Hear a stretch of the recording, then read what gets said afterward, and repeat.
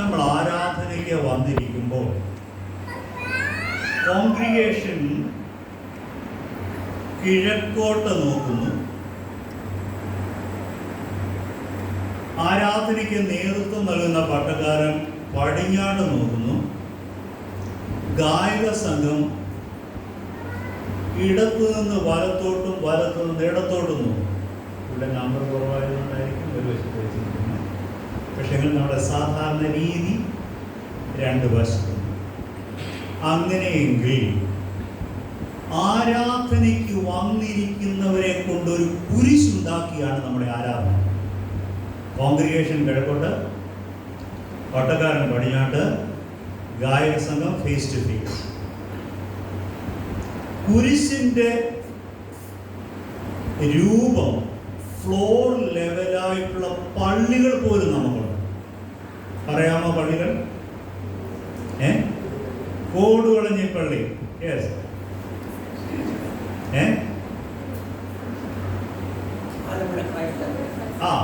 ആലപ്പുഴ ക്രൈസ്റ്റേഴ്സ്, അപ്പോ നിങ്ങൾക്കറിയാം. അപ്പോൾ കുരിശ് ആകൃതിയിലുള്ള ഫ്ലോർ ലെവലുള്ള പള്ളികൾ പോലും നമുക്കുണ്ട്. ഫ്ലോർ ലെവൽ അങ്ങനെ ഇല്ലെങ്കിലും നമ്മുടെ ആരാധന പോലും കോൺഗ്രിഗേഷനെ കൊണ്ട് കുരിശ് ഫോം ചെയ്താണ് ആരാധന. അപ്പോൾ പ്രാരംഭമായിട്ട് ഞാൻ അത്രയും പറഞ്ഞുള്ളൂ. നമുക്ക് പിന്നെയും അതിലേക്കൊക്കെ മടങ്ങി വരാം. രണ്ടാമത്തെ സിംബൽ നമ്മുടെ ദൈവാലയം. ഇതിന്റെ ഏറ്റവും ഉയർന്ന ഫ്ലോർ ലെവൽ ഏതാണ്? ദൈവാലയത്തിന്റെ ഏറ്റവും ഉയർന്ന ഫ്ലോർ ലെവൽ ഏതാണ്? മദ്ബഹ.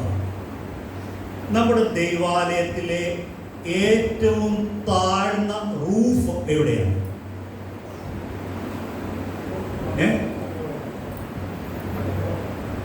ഫ്ലോർ ലെവൽ ഉയർന്നതാണെങ്കിൽ റൂഫും ഉയരേണ്ടതല്ലേ? പിടികിട്ടിയ ഞാൻ പറയുന്നത് അല്ലേ? ഫ്ലോർ ലെവൽ ഉയർന്നതാണെങ്കിൽ മേൽക്കൂരയും ഉയരേണ്ടതാണ്. പക്ഷേ CSI സഭയുടെ സ്ട്രക്ചർ അനുസരിച്ച് ഫ്ലോർ ലെവൽ ഉയർന്നതാണെങ്കിലും റൂഫ് താഴ്ന്നു. എന്തുകൊണ്ടാണ് ഇങ്ങനെ CSI പള്ളി രൂപകൽപ്പന ചെയ്തിരിക്കുന്നത്?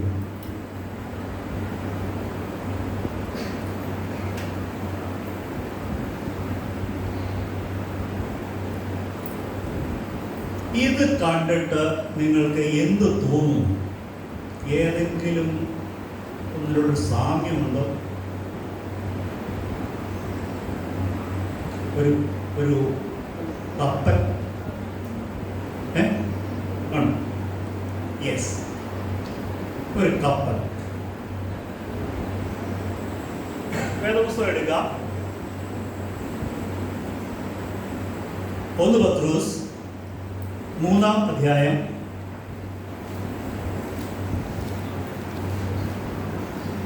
1 പത്രോസ് 3-ാം അധ്യായം 20-ാം വാക്യം.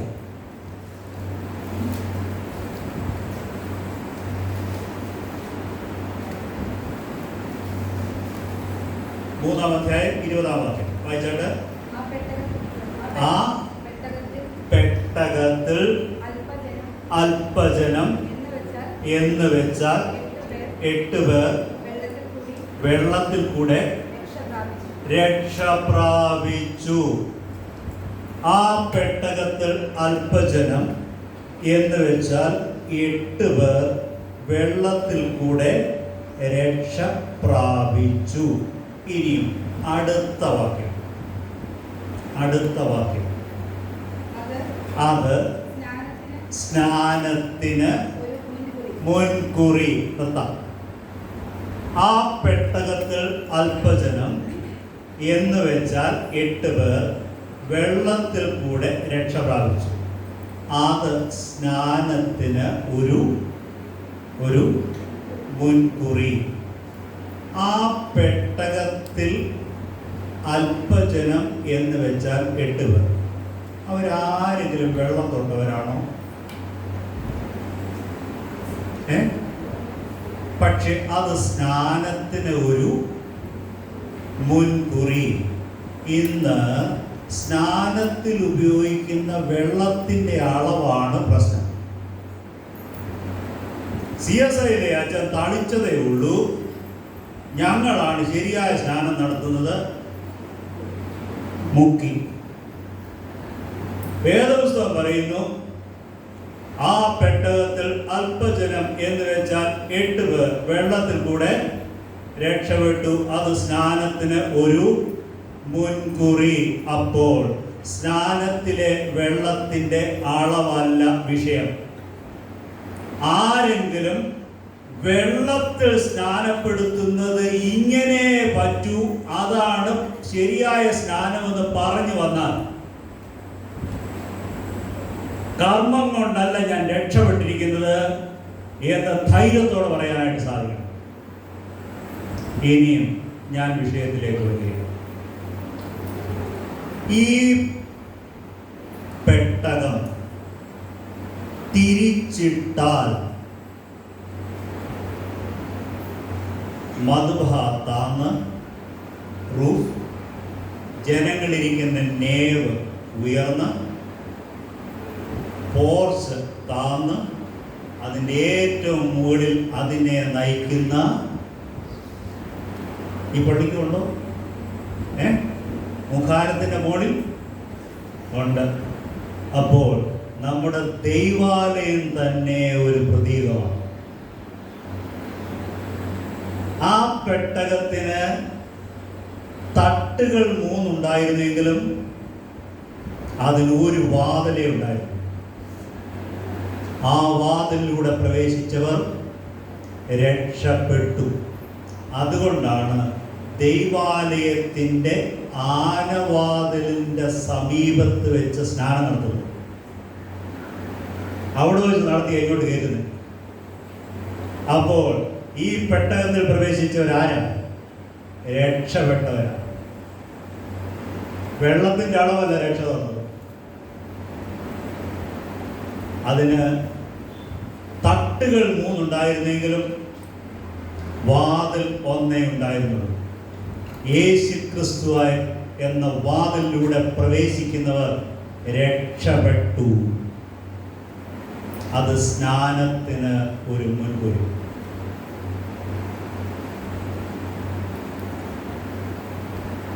ജനങ്ങൾ ഇരിക്കുന്ന സ്ഥലത്തിന് NAVE നേവ് എന്നാണ് പറയുന്നത്. നേവ് എന്ന് അടയാളപ്പെടുത്തിയിരിക്കുന്ന ദൈവാലയങ്ങൾ നിങ്ങൾ കണ്ടിട്ടുണ്ടോ?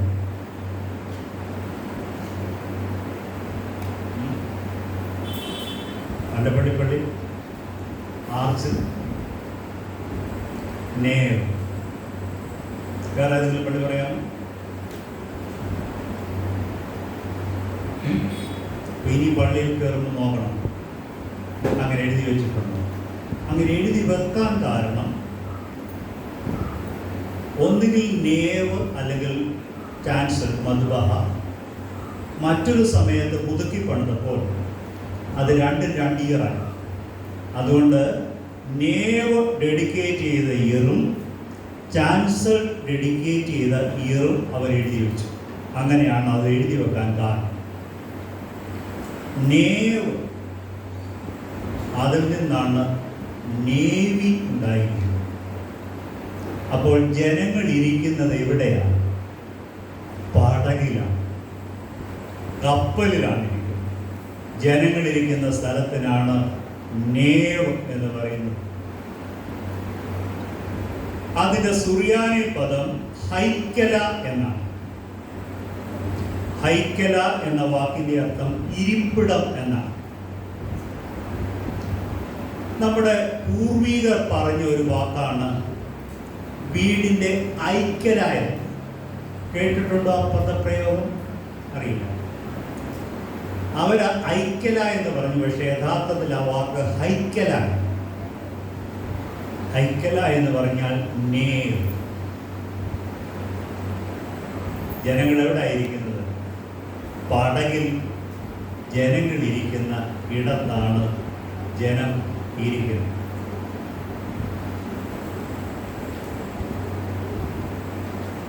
പടകിനെ നയിക്കുന്ന ഉപകരണം വാഹനത്തിലുള്ളതുപോലെ ഫ്രണ്ട് അല്ല, പിന്നെയോ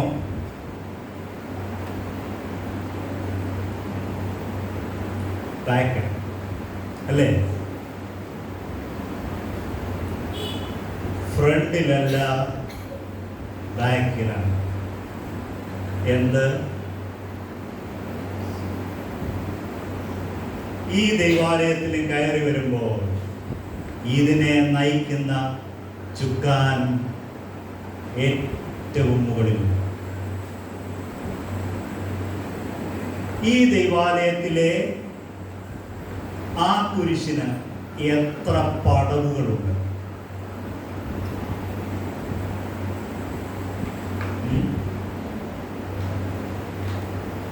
എത്ര പടവുകളുണ്ട്?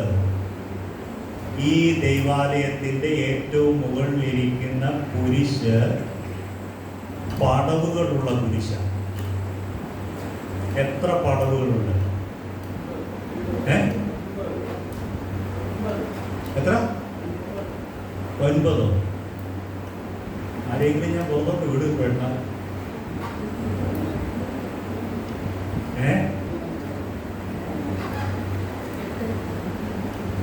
ഞാനിത് പറയാൻ കാര്യം, ഇന്നലെ വൈകിട്ട് ഞാൻ കരീം സാറിനോട് പറഞ്ഞു, സാറേ ഈ പള്ളിയും പരിസരവും ഒക്കെ എനിക്കൊന്ന് ഫോട്ടോ എടുത്തയക്കണമെന്ന്. അങ്ങനെ ഞാൻ സാറിൻ്റെ സഹായത്തോടെ ഫോട്ടോ അയച്ചു തന്നത് മുഴുവൻ രാത്രിയിൽ ഇരുന്ന് പഠിച്ചിട്ടാണ് ഇവിടെ നിൽക്കുന്നത്.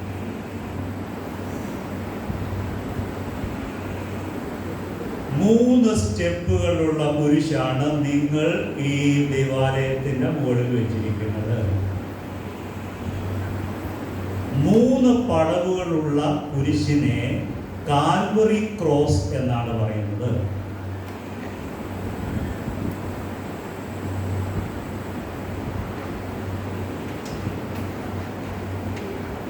നമുക്കറിയാം, ഗോൽഗോഥ അല്ലെങ്കിൽ തലയോടിടം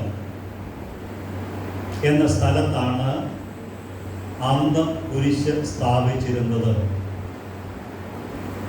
അപ്പോൾ ആ തലയോടിടത്തെ സൂചിപ്പിക്കുന്ന കുരിശാണ് 3 പടവുകളുള്ള കുരിശ്. അതാണ് കാൽവറി ക്രോസ്. അപ്പോൾ നിങ്ങൾക്ക് ഇനിയും അത് കാണുമ്പോൾ സന്തോഷിക്കാം. എൻ്റെ ദൈവാലയത്തിൻ്റെ മുകളിൽ പിതാക്കന്മാർ സ്ഥാപിച്ചിരിക്കുന്നത് കാൽവറി ക്രോസ് ആണ്.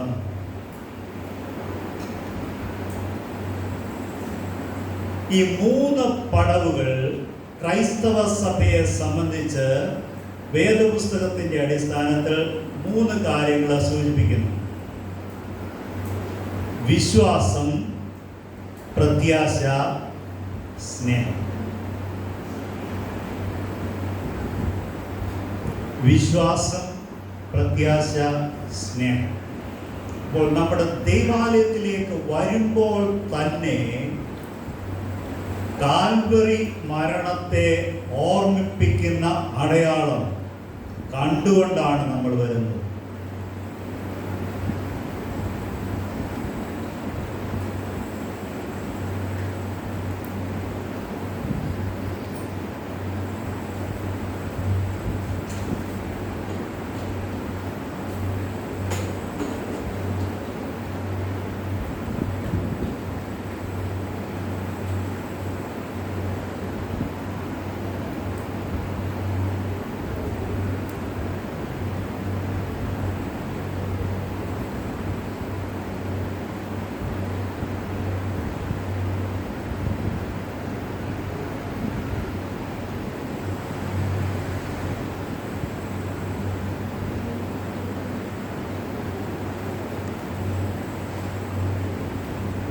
എവിടെയാണ് ഇങ്ങനെ ഒരു അടയാളം കാണുന്നത്?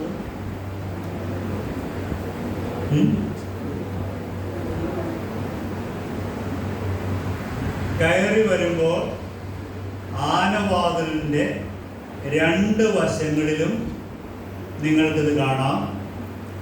ഉള്ളിൽ ആനവാതിലിൻ്റെ മുകളിലും നിങ്ങൾക്കിങ്ങനെ കാണാം, അല്ലേ?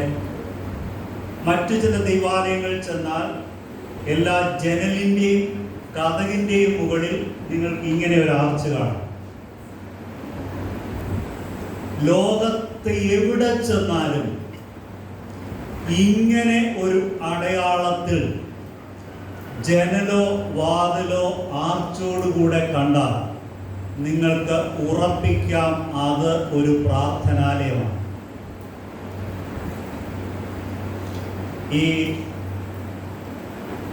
ഗോതിക് സ്റ്റൈലിലുള്ള ഈ ആർച്ച് സൂചിപ്പിക്കുന്നത് പ്രയർ ഹാൻഡ്.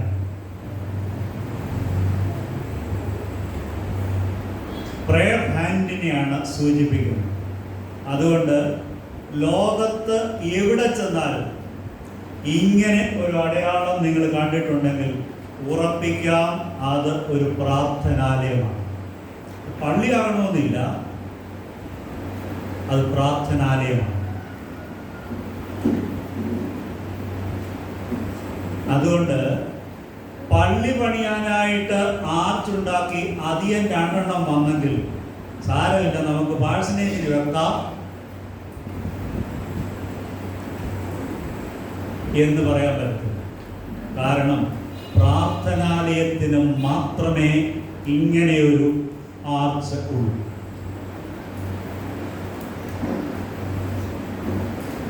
കർത്താവ് പറഞ്ഞു, എൻ്റെ ആലയം പ്രാർത്ഥനാലയം. അങ്ങനെയെങ്കിൽ ഓരോ പ്രാവശ്യവും നിങ്ങൾ ദൈവാലയത്തിലേക്ക് വരുമ്പോൾ ഇടതും വലതും 2 സിംബൽസ് ഉണ്ട്. ഇതെന്താണെന്നറിയാമോ? നിങ്ങൾ കയറാൻ പോകുന്നത് പ്രാർത്ഥനാലയം. പ്രാർത്ഥനാലയത്തിലാണ് നിങ്ങൾ കയറുന്നത്. അതാണ് സൂചിപ്പിക്കുന്നത്. ഇത് പ്രാർത്ഥനാലയമാണ് എന്നതാണ് സൂചിപ്പിക്കുന്നത്.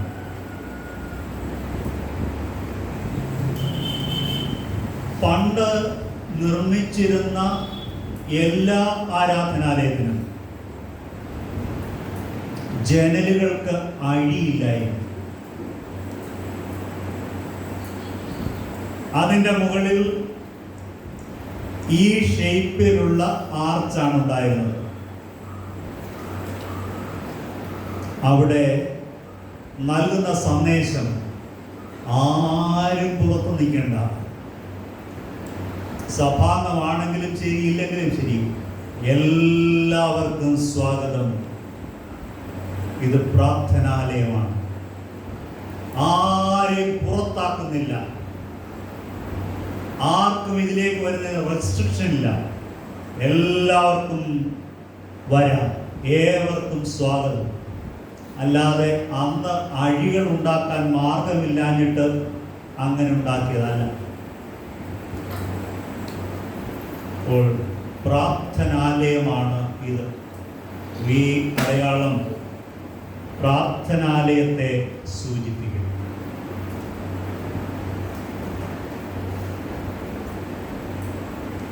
ഇതിനിടയ്ക്ക് നിങ്ങൾക്ക് എന്തെങ്കിലും ചോദ്യം ചോദിക്കാനുണ്ടെങ്കിലും ചോദിക്കാം,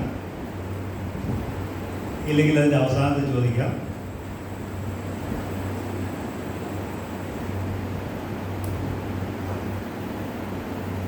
മദ്ബഹയിൽ ഓൾട്ടറിൽ ഞാൻ പറഞ്ഞ വാക്ക് ശ്രദ്ധിക്കുക. ഓൾട്ടർ ടേബിൾ അല്ല, ഓൾട്ടർ.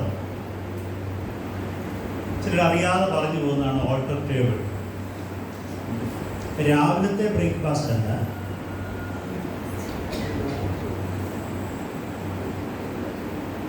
ബ്രേക്ക്ഫാസ്റ്റ്.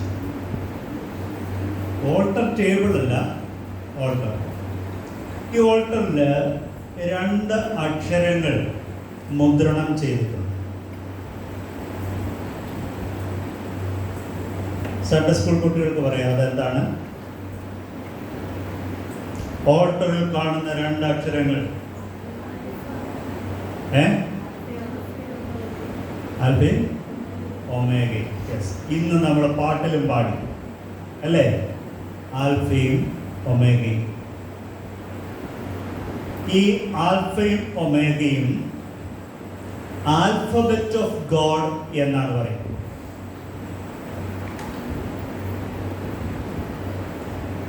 അത് ക്യാപിറ്റൽ ലെറ്റർ ആണ് ഉപയോഗിക്കുന്നത്, സ്മോൾ ലെറ്റർ ഉപയോഗിക്കാറില്ല. ഗ്രീക്ക് അക്ഷരമാലയിലെ 1ാമത്തെ അക്ഷരമായ ആൽഫയും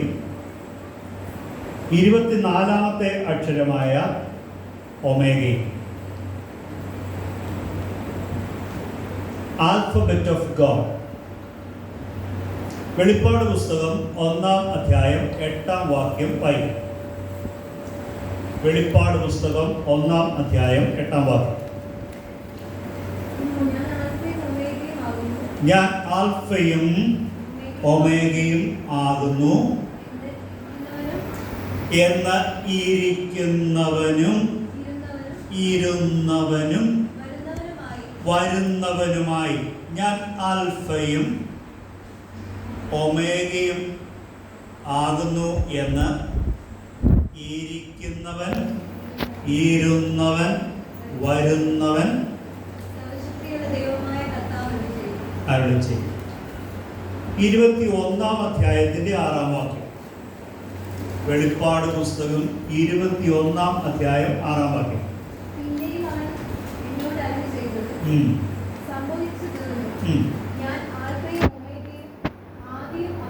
ഞാൻ ആദിയും അന്തവും ആകുന്നു. ആദ്യം പറഞ്ഞു ഇരിക്കുന്നവൻ, ഇരുന്നവൻ, വരുന്നവൻ. രണ്ടാമത് പറയുന്നു ഞാൻ ആദിയും അന്തവും ആകുന്നു. 22:13. വെളിപ്പാട് 22:13. ഒന്നാമനും ഒടുക്കത്തവനും. അപ്പോൾ ഉയർത്തെഴുന്നേറ്റ കർത്താവാണ് പറഞ്ഞത് താൻ ആരാണെന്ന്. ആൽഫയും. സുവിശേഷകരല്ല പറഞ്ഞത്, പ്രവാചകന്മാരല്ല പറഞ്ഞത്, ജഡാവതാരം ചെയ്ത കർത്താവല്ല പറഞ്ഞത്, പിന്നെയോ ഉയർത്തെഴുന്നേറ്റ കർത്താവാണ് പറഞ്ഞത്. ഞാൻ ആരാണ്? ആൽഫയും ഒമേഗയും ആകുന്നു. ആൽഫയും ഒമേഗയും അക്ഷരങ്ങൾ ഒരിക്കലും ഒരുമിച്ച് എഴുതാറില്ല.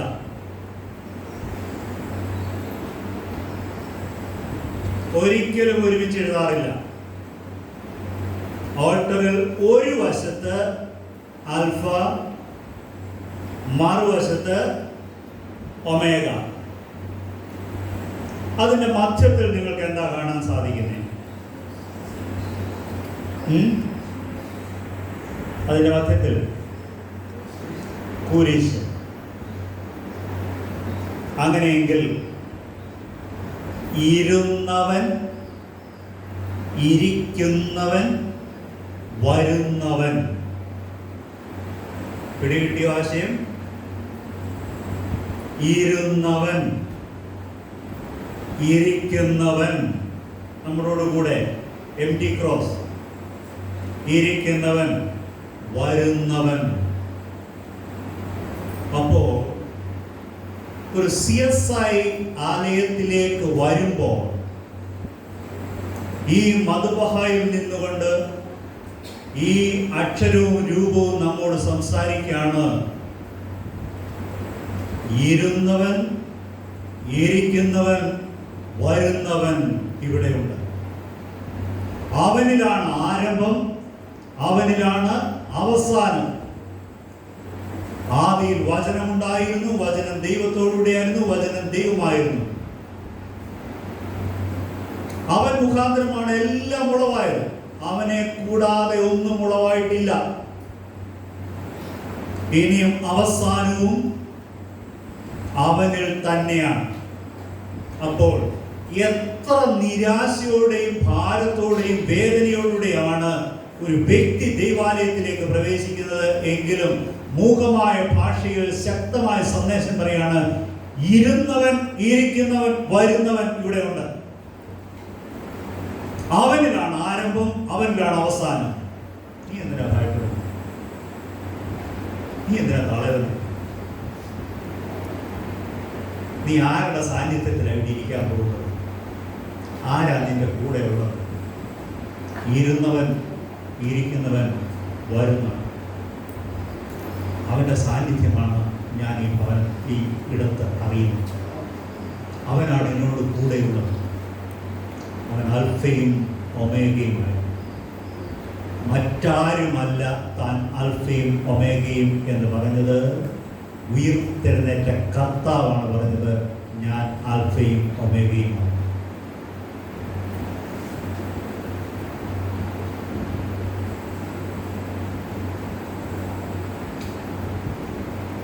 ഈ ദൈവാലയത്തിൽ ആൽഫയും ഒമേഗയും രേഖപ്പെടുത്തിയതിന് ശേഷം രേഖപ്പെടുത്തിയിരിക്കുന്ന കുരിശ്, അത് അല്പം പ്രത്യേകതയുള്ളത്. അത് ലാറ്റിൻ ക്രോസിന്റെ ആകൃതിയിൽ ഉള്ള കുരിശല്ല.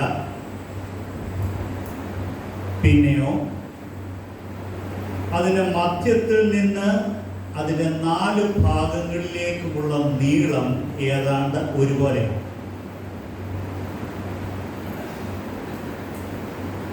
അപ്പോൾ അത് ലാറ്റിൻ ക്രോസിൽ പെട്ട കുരിശല്ല. ഈ ദൈവാലയത്തിൽ മധ്യഭാഗത്ത് നിന്ന് 4 വശങ്ങളിലേക്കും തുല്യ അളവിലുള്ള മറ്റൊരു കുരിശ് എവിടെയാണ്?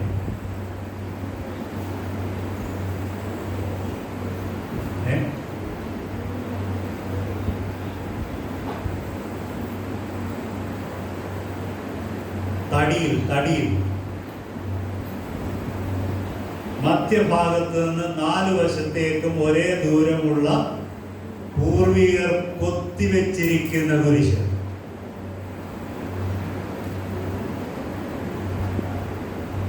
എവിടെ?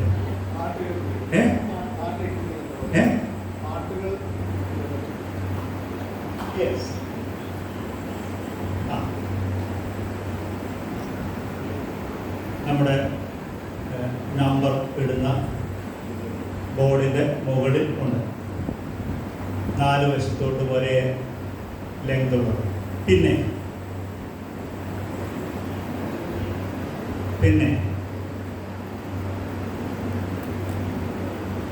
കഴിഞ്ഞ ഒരു രാത്രി കൊണ്ട് ഞാൻ പഠിച്ചു.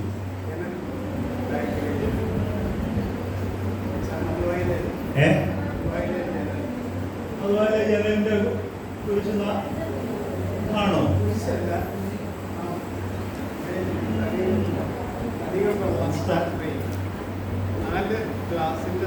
ഓ യെസ് യെസ് യെസ്. ഇനിയും വളരെ മനോഹരമായിട്ടുള്ളൊരു കുരിശുണ്ട്. പിള്ളേരെ പിടിച്ചു.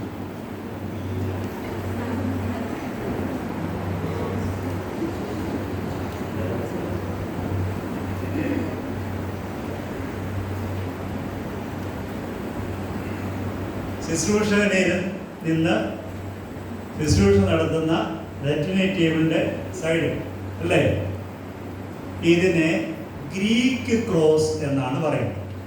മറ്റേത് ലാറ്റിൻ ക്രോസ്, ഇത് ഗ്രീക്ക് ക്രോസ്. അപ്പോൾ ഗ്രീക്ക് ക്രോസിൻ്റെ പ്രത്യേകത എന്താണ്?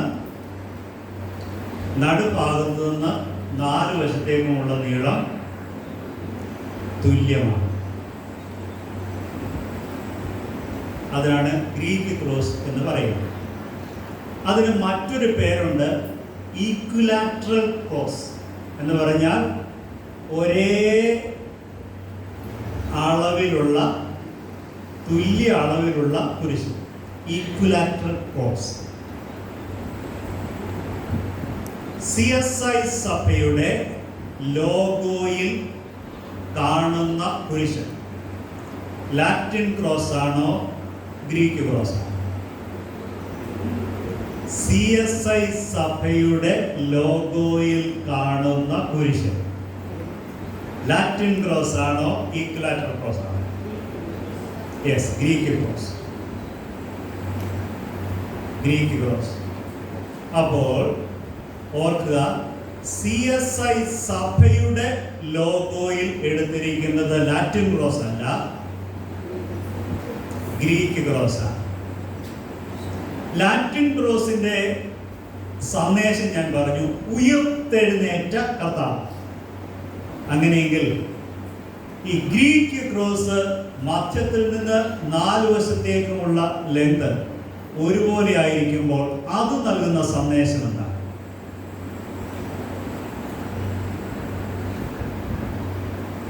വേദപുസ്തകം പറയുന്നു, ദൈവസ്നേഹത്തിന്റെ വീതിയും നീളവും ആഴവും ഉയരവും, അല്ലേ? ദൈവസ്നേഹത്തിന്റെ വീതി, ദൈവസ്നേഹത്തിന്റെ നീളം, ദൈവസ്നേഹത്തിന്റെ ആഴം, ദൈവസ്നേഹത്തിന്റെ ഉയരം.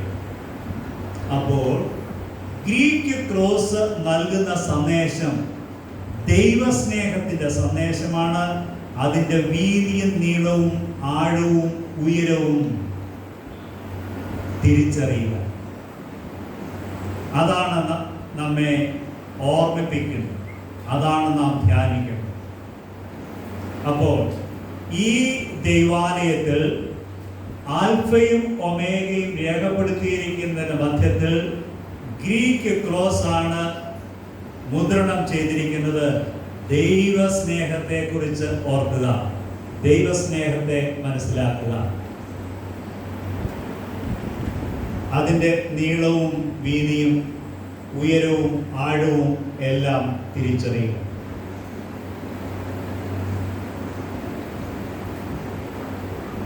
ആരെങ്കിലും ഒന്ന് പോയി എൻ്റെ ബാഗ് എടുത്തോണ്ട് തന്നെ.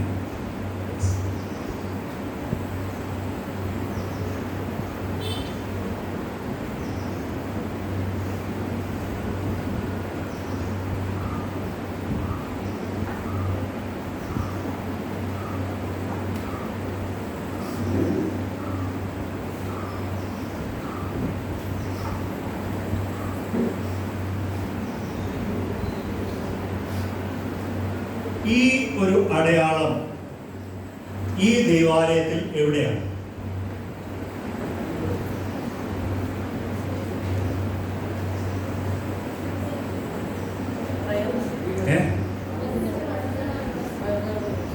എവിടെ?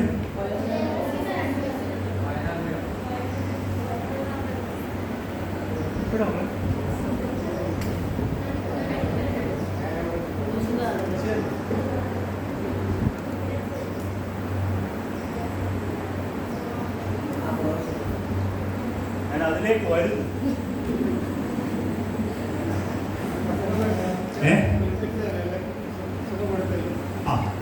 വായന പീഠത്തിൽ ഉണ്ട്.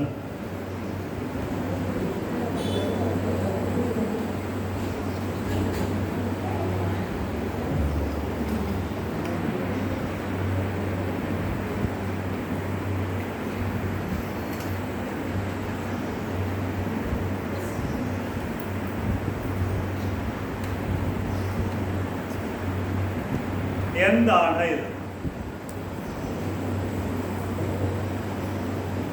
ഇതിനെ ക്രിസ്റ്റോഗ്രാം, മോണോഗ്രാമിൽപ്പെട്ട ക്രിസ്റ്റോഗ്രാം എന്നാണ് പറയുന്നത്. ചിത്ര അക്ഷര മുദ്ര, മലയാളം പറഞ്ഞാൽ.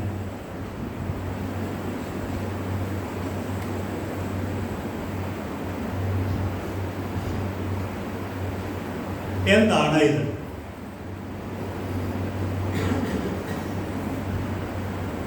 പലപ്പോഴും ഇങ്ങനെ തുണിയൊക്കെ ഇട്ട് കവർ ചെയ്തുകൊണ്ട് നിങ്ങൾ ശ്രദ്ധിച്ചില്ല. പക്ഷേ നമ്മുടെ പൂർവികർ എത്ര അർത്ഥവത്തായിട്ട് അതൊക്കെ മുദ്രണം ചെയ്തിരുന്നത്.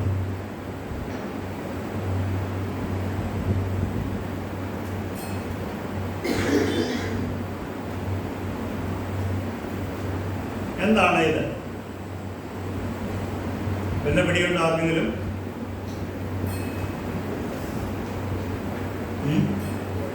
എത്ര വർഷമായി ഇരിക്കുന്നത് എനിക്കറിയില്ല.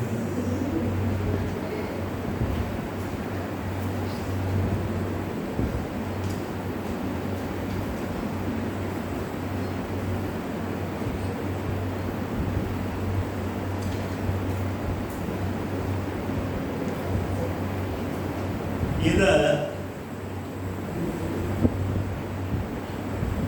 യേശു എന്ന് നമ്മൾ പറയുമ്പോൾ അത് എഴുതാൻ 2 അക്ഷരങ്ങൾ മതി. എന്നാൽ അതിന് തുല്യമായിട്ടുള്ള ഇംഗ്ലീഷ് ഉപയോഗിക്കുമ്പോൾ എത്ര അക്ഷരം വേണം?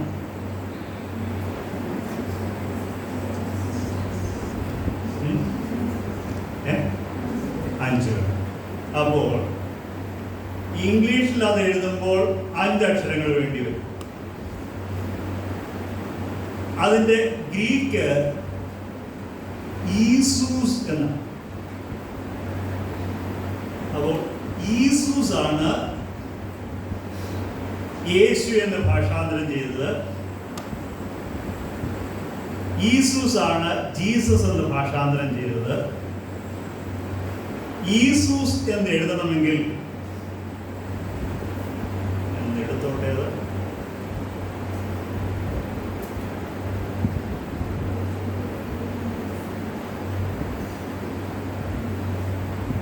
പേര് മറിഞ്ഞു.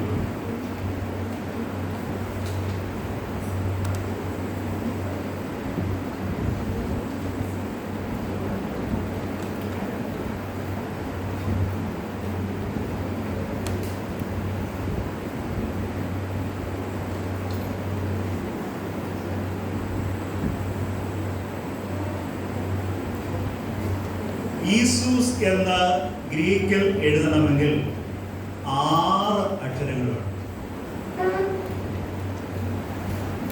അപ്പോൾ ജീസസ് എന്ന് എഴുതണമെങ്കിൽ 5 അക്ഷരം മതി. അതിന് തുല്യമായിട്ടുള്ള ഈസൂസ് എന്ന് എഴുതണമെങ്കിൽ 6 അക്ഷരം വേണം. 6 അക്ഷരങ്ങൾ. ഒന്നാമത്തത് അയോട്ട, 2 എറ്റ, ഇതറിയായിരിക്കും, സിഗ്മ, കേട്ടിട്ടുണ്ടല്ലേ? Sigma, omicron, epsilon, sigma. ഇത്രയും അക്ഷരങ്ങൾ ഉണ്ടെങ്കിൽ മാത്രമേ ഈസൂസ് എന്ന് എഴുതാൻ പറ്റത്തുള്ളൂ. ഈസൂസ് എന്നത് യേശു എന്ന് നമ്മൾ പറയും. എന്നാൽ കത്തോലിക്കർ ഉപയോഗിക്കുന്ന ഒരു പ്രയോഗമുണ്ട്, ഈശോ. നമ്മൾ സാധാരണ ഉപയോഗിക്കാറില്ല, എങ്കിലും ഈശോ. പക്ഷെ നമ്മുടെ ഒരു പാട്ടിൽ നമ്മൾ പറയുന്നുണ്ട്, ഈശനൂടെ തീരൂ, അല്ലേ? ഈശൻ. ആരെങ്കിലും ഒരാൾ മുന്നോട്ട് വന്നാൽ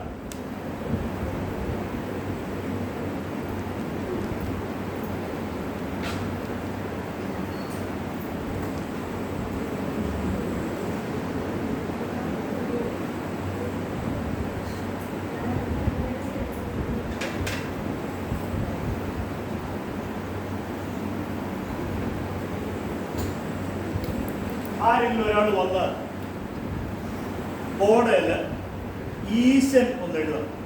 ഈശൻ എന്ന മലയാളത്തിൽ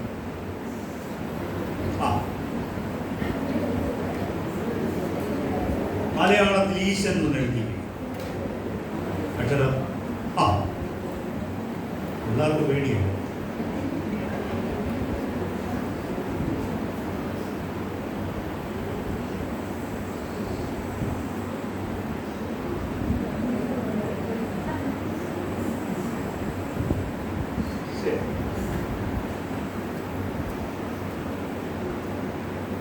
ഈശൻ.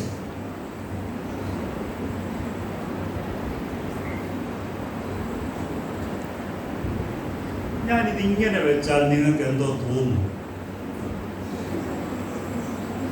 വായിക്കാനല്ല പറഞ്ഞത്, നിങ്ങൾക്ക് എന്തോ തോന്നുന്നത്?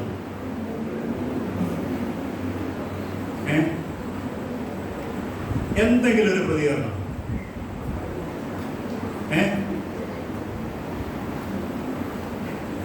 തല തിരിഞ്ഞാണോ?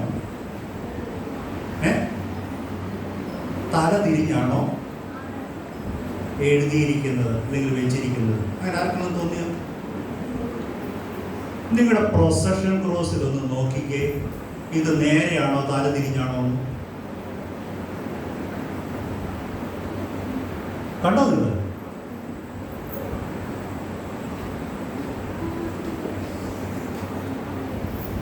പ്രൊസഷൻ കോഴ്സിൽ നേരെയാണോ തല തിരിഞ്ഞാണോ ഇരിക്കുന്നത്?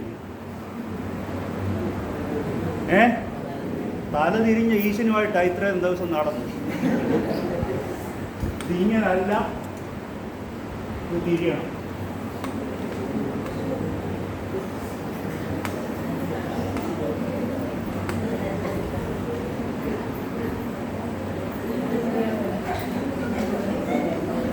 നിങ്ങളേത് പിടിച്ചേ?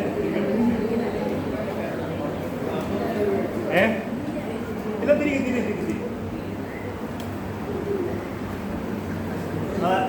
അതിൻ്റെ സ്ക്രൂ ടൈറ്റായി പോയത്.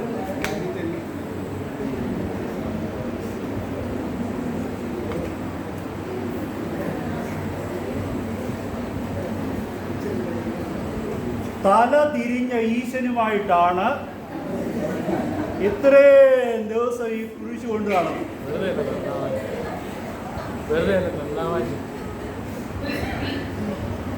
ഞാനതാ പറഞ്ഞു, ഞാൻ തിരിച്ചു വരുന്നുണ്ട്. കാരണം ഇത് എന്താണെന്ന് അറിയാൻ വയ്യാത്തതുകൊണ്ടാണ് ഇതിങ്ങനെ കൊണ്ടു നടക്കുന്നത്.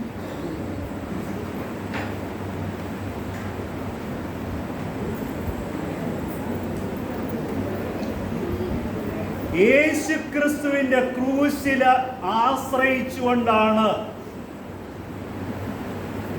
എൻ്റെ യാത്ര. ജീവിതം ഒരു യാത്രയാണ്. ഇത് പിക്നിക്കല്ല, എന്ന് പറഞ്ഞാൽ അടിച്ചു പൊളിച്ചുള്ള യാത്രയല്ല. ഇത് ഒരു ഫ്യൂണറൽ പ്രൊസഷൻ അല്ല, കരഞ്ഞു തീർക്കാനുള്ള. പിന്നെയോ ഇതൊരു പിൽഗ്രിം യാത്രയാണ്, തീർത്ഥാടന യാത്രയാണ്. ഈ തീർത്ഥാടന യാത്ര പ്രൊസഷൻ ആരംഭിക്കുന്നത് എവിടെ നിന്നാണ്?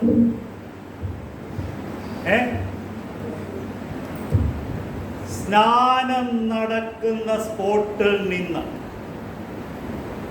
അല്ലേ? പ്രൊസഷൻ ക്രോസ് വഹിക്കുന്ന ആള് ചെന്ന് നിൽക്കുന്നത് എവിടെയാണ്? കല്യാണം നടക്കുന്ന സ്പോട്ടിൽ ആണോ? അപ്പോൾ എൻ്റെ യാത്ര എവിടാ? സ്നാനത്തിൽ ആരംഭിച്ച് കുഞ്ഞാടിൻ്റെ കല്യാണ വിരുന്നിൽ അവസാനിക്കുന്നതാണ് എൻ്റെ ജീവിതയാത്ര. അതിൽ ഞാൻ പിൻപറ്റുന്നത് എൻ്റെ ഈശോയുടെ കുരിശ്. അതിനെ നോക്കിയാണ് ഞാൻ യാത്ര ചെയ്യുന്നത്.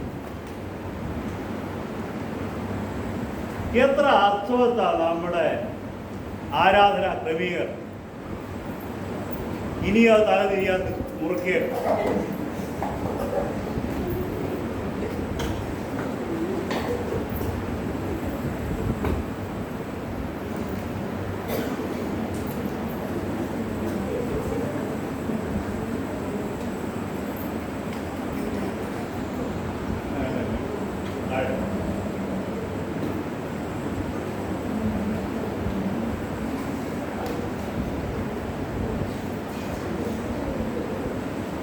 അപ്പോൾ നമ്മുടെ പ്രൊസഷൻ ആരംഭിക്കുന്നത് ബാപ്റ്റിസ്മൽ പോയിന്റിൽ നിന്നും നമ്മുടെ പ്രൊസഷൻ അവസാനിക്കുന്നത് മാരേജ് പോയിന്റ്. സ്നാനത്തിൽ ആരംഭിച്ച് കുഞ്ഞാടിൻ്റെ കല്യാണത്തിൽ അവസാനിക്കുന്നതാണ് എൻ്റെ തീർത്ഥയാത്ര. ജീവിതം ഒരു യാത്ര.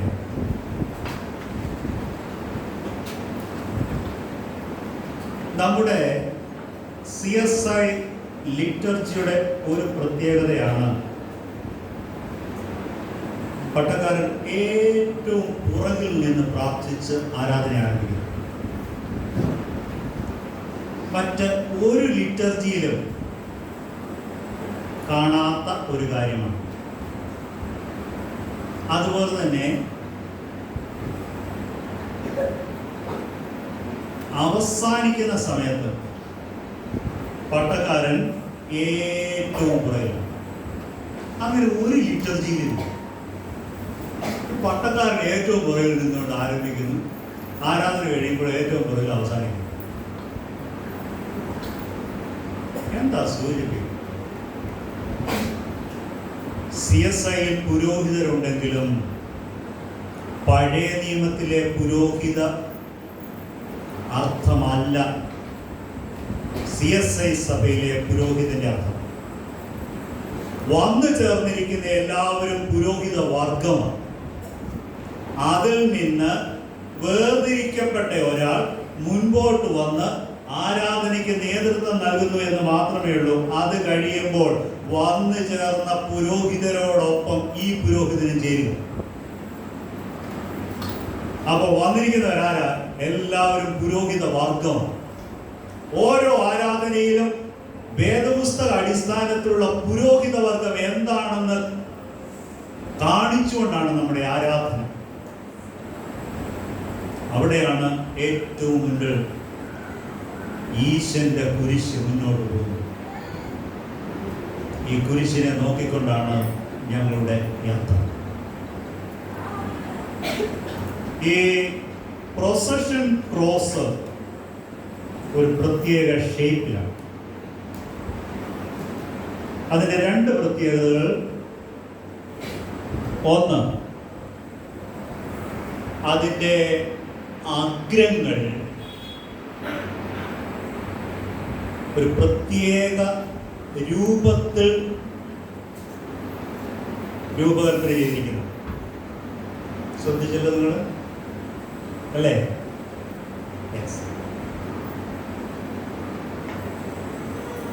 ഈ തരത്തിലുള്ള കുരിശിനെ ലില്ലി പുഷ്പ കുരിശ് എന്നാണ് മലയാളത്തിൽ പറയുന്നത്. ലില്ലി പുഷ്പ കുരിശ്, അല്ലെങ്കിൽ അതിൻ്റെ ലാറ്റിൻ പദം ഫ്ലോർ ഡി ലിസ് എന്നാണ്. FLEUR ഡി ലിസ്, ലില്ലി പുഷ്പ കുരിശ്.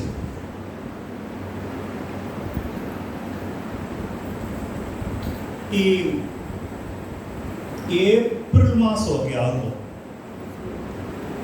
ഇവിടെ ഈ പറമ്പുകളിലൊക്കെ ചുവപ്പും വെള്ളയും നിറഞ്ഞിട്ടുള്ള ലില്ലിപ്പൂക്കളുണ്ടാവും അല്ലേ? ഇപ്പോഴതെവിടെ?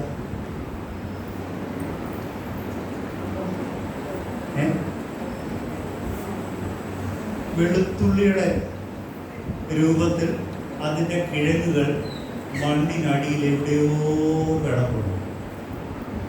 പക്ഷേ അനുകൂലമായ ഒരു കാലാവസ്ഥ വരുമ്പോൾ അത് എഴുന്നേൽക്കും, പൂവിടും.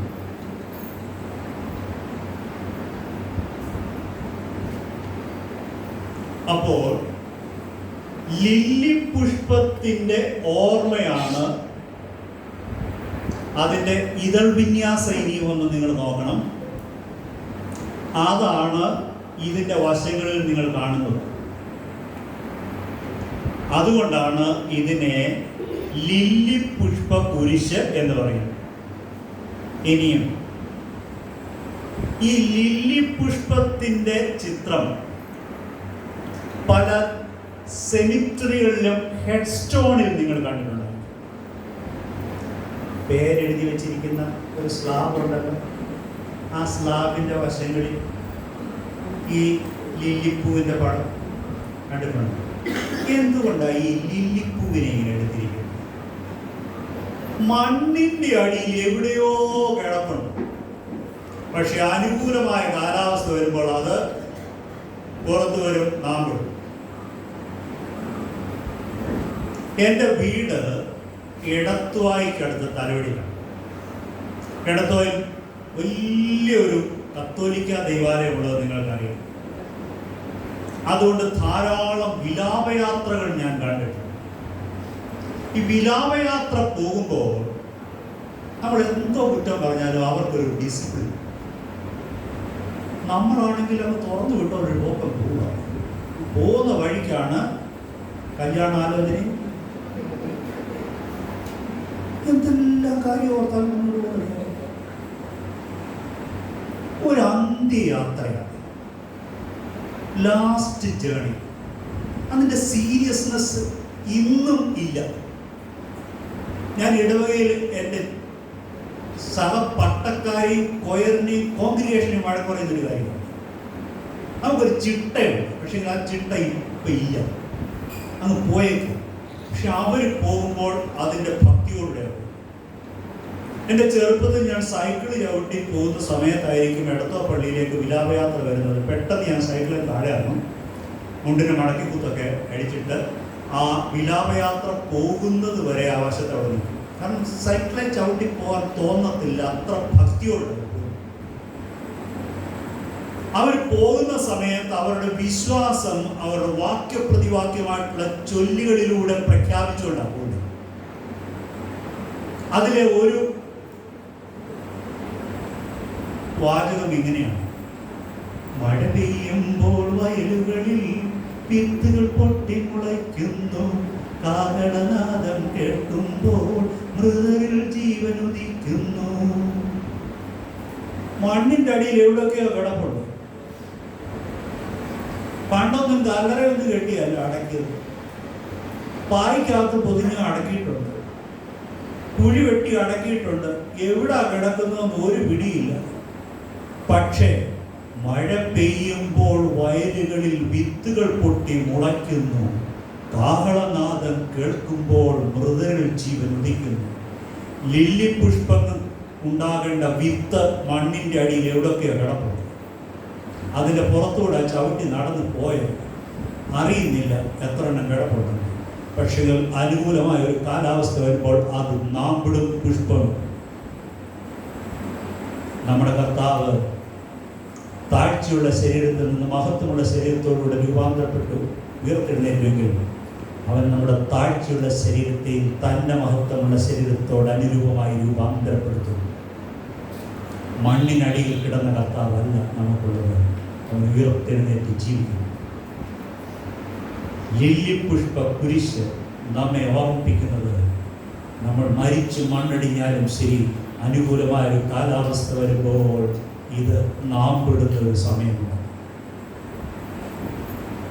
അതാണ് തെസ്സലോനിക്ക ലേഖനത്തിൽ നാം വായിക്കുന്നത്. കർത്താവ് താൻ ഗംഭീരനാദത്തോടും പ്രധാനദൂതന്റെ ശബ്ദത്തോടും ദൈവത്തിന്റെ കാഹളത്തോടെ സ്വർഗത്തിൽ നിറങ്ങുകയും ക്രിസ്തുവിൽ മരിച്ചവർ മുൻപേ ഉയർത്തെഴുന്നേൽക്കും.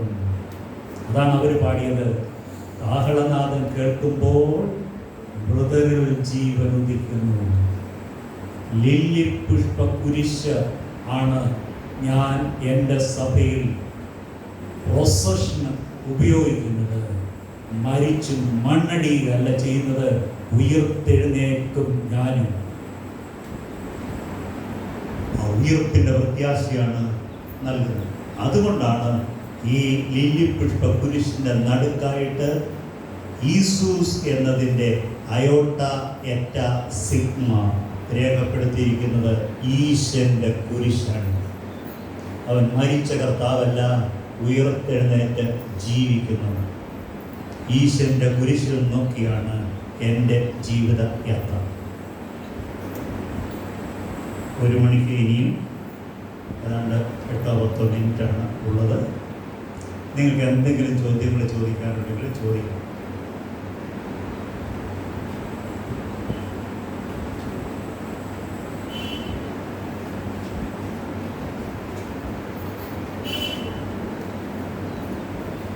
എനിക്ക് ധാരാളം പറയാനുണ്ട്. കാരണം ഞാൻ തൊട്ട് മുമ്പ് പ്രവർത്തിച്ച നെല്ലാരിക്കും ഇടവയിൽ 22 മണിക്കൂറാണ് ക്ലാസ്. യെസ്,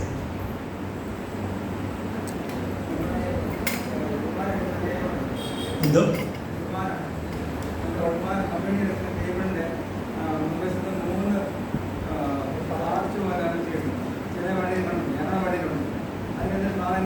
എന്തോ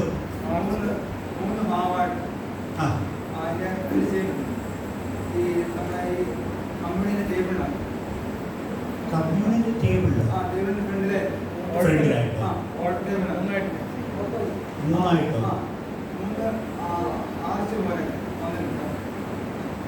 അതിനെ എന്ത് വസതിക്കുന്നു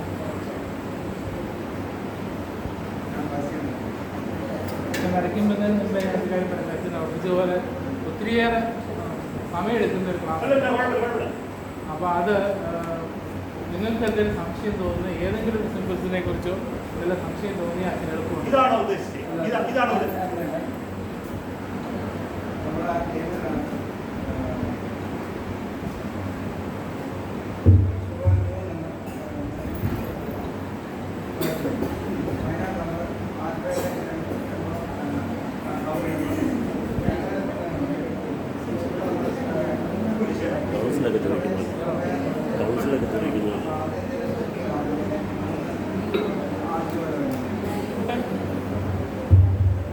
പറഞ്ഞത് മനസ്സിലായി?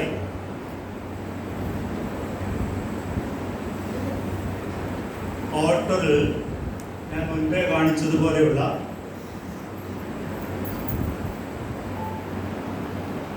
ഏകദേശം ഇതുപോലെ അല്ലേ?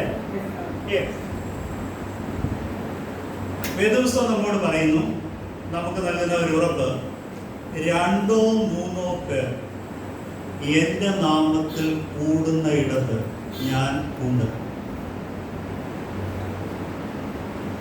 അപ്പോൾ ഈ 3 അവിടെ ആലേഖനം ചെയ്തിരിക്കുന്നതും ഞാൻ മുമ്പേ വരച്ചതുപോലെ ഈ ചെയ്തിരിക്കുന്നതും ഒരേ അർത്ഥമാണ്. 2 or 3 പേർ കൂടുന്ന ഇടത്ത് ഞാൻ ഉണ്ട് എന്നുള്ള വാഗ്ദത്തം അതാണ് സൂചിപ്പിക്കുന്നത്.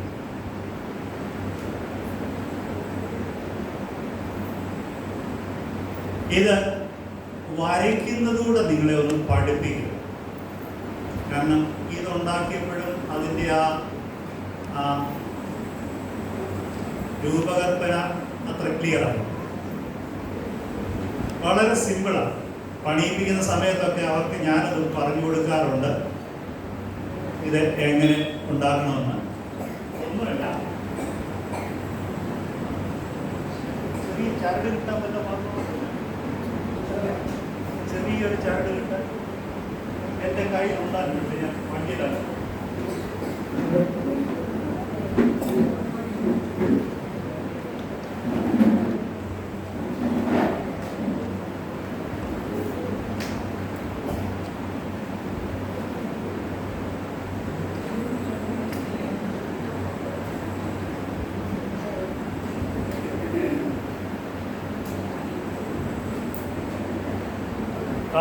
ധാരാളം ഇത് മതി.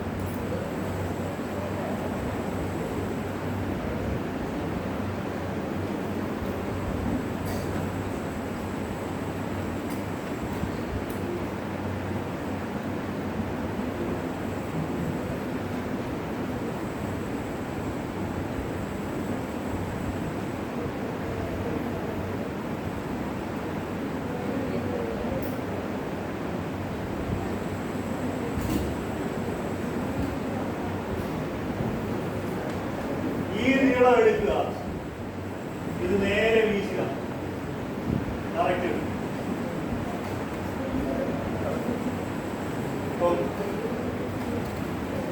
അങ്ങനെ നമ്മൾ വരച്ചു നോക്കിയാൽ ഒരു അല്പം കറക്റ്റ് ചെയ്യാറുണ്ട് അവിടെ. ഇനിയും ഇതിനകത്തേത് ഇതിന്റെ സെന്റർ പിടിക്കുക.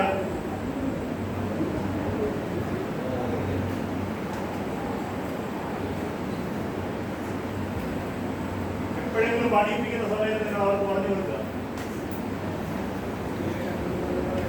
ഇത് ഈ 2 പിടിക്കുക, പിടിച്ചിട്ട് ഇതിന്റെ സെന്ററിൽ കൊണ്ടുവെക്കുക.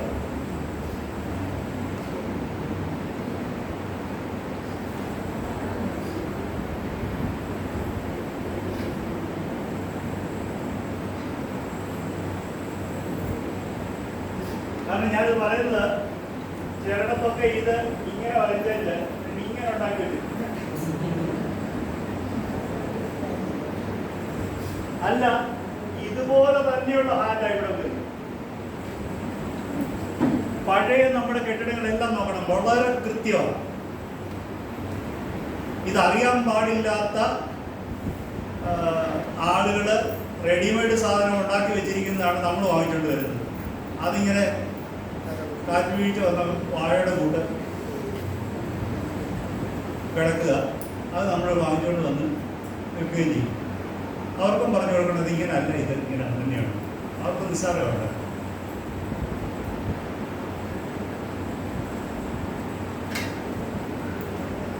യെസ്, ഇനിയും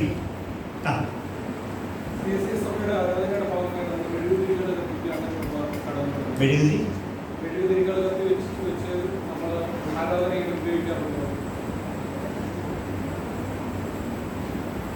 CSI സഭയ്ക്ക്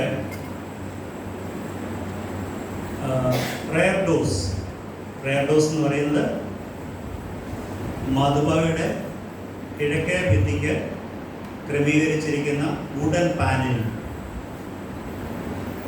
ആ ഭിത്തിക്കൊരു തടി കൊണ്ടുള്ള പാനലില്ലേ, അതിൻ്റെ മുൻപിലായിട്ട് ഒരു ചെറിയ മേശയുണ്ട്. ഇവിടെ അതില്ല. പ്രയർ ഡോസിൽ ഒരു ചെറിയ മേശ, അതിന് ടേബിൾ എന്നാണ് പറയുന്നത്, പുറകിലുള്ള ടേബിൾ. CSI സഭയുടെ ലിറ്റർജി LW ബ്രൗൺ എന്ന് പറയുന്ന ഒരു വേദശാസ്ത്രജ്ഞൻ, പട്ടക്കാരൻ, അദ്ദേഹത്തിൻ്റെ നേതൃത്വത്തിലാണ് CSIയുടെ ലിറ്റർജി ഉണ്ടാക്കിയത്. അപ്പോൾ ആദ്യം ആ ലിറ്റർജി വെച്ചുകൊണ്ട് CSI സഭയുടെ ആരാധന നടത്തിയപ്പോൾ, ഞാൻ പറയുന്നത് ആംഗ്ലിക്കൻ അല്ല പറയുന്നത്, CSI നടത്തിയപ്പോൾ ഈ ഓൾട്ടറിൽ ഒരു കുരിശ് വെച്ചുകൊണ്ടാണ് ആദ്യത്തെ ആരാധന നടന്നത്. ആരാധന കഴിഞ്ഞപ്പോൾ അതിലെ ഒരാൾ LW ബ്രൗണിൻ്റെ അടുത്ത് വന്നിട്ട് പറഞ്ഞു, ഞങ്ങൾ മധുബയിലേക്ക് നോക്കുമ്പോൾ ഓൾട്ടറിലെ കുരിശാണ് കാണുന്നത്, കുരിശിനെയാണ് ഞങ്ങൾ വന്ദിക്കുന്നത്, കുരിശിനെ വന്ദിക്കുന്നത് ശരിയാണ്.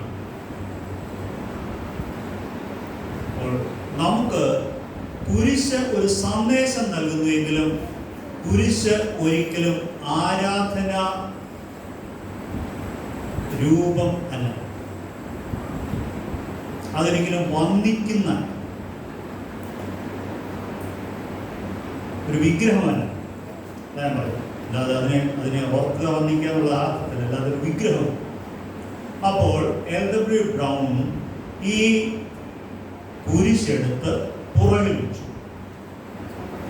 അപ്പോൾ ആരാധനയ്ക്ക് നേതൃത്വം നൽകുന്ന ആളിന്റെ പുറകിലാണ്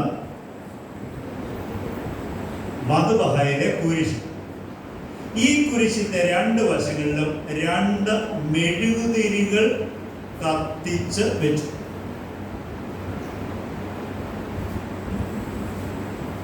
പല ദൈവാലയങ്ങളിലും ഇന്നും ഇലക്ട്രിക് ക്യാൻഡിൽസ് ഉപയോഗിക്കുന്നുണ്ട്.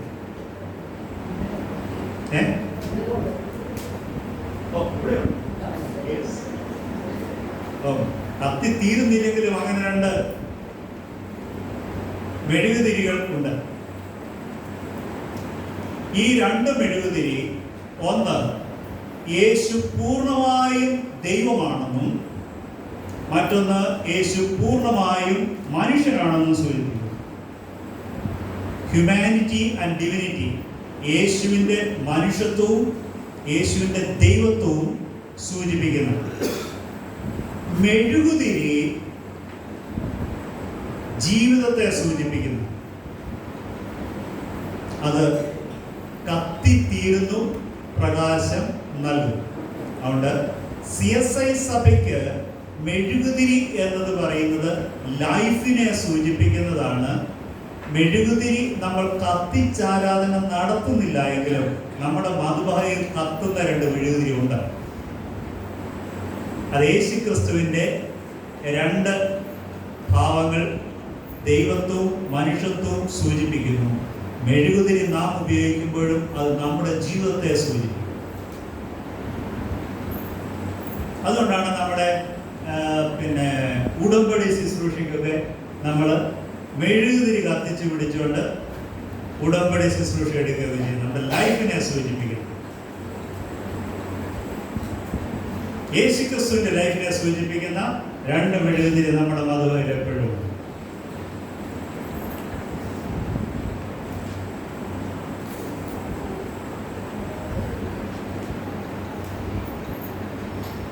ഇനി ആനവാതിൽ എന്ന് പറയുന്നത്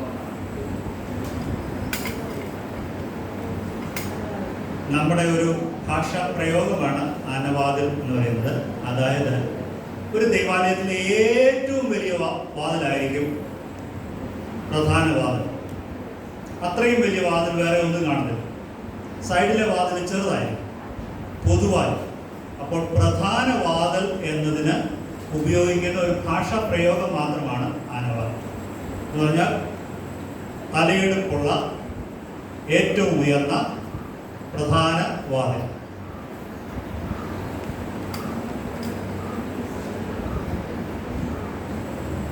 സ്ത്രീകൾക്ക് ഒരു ചോദ്യമില്ല.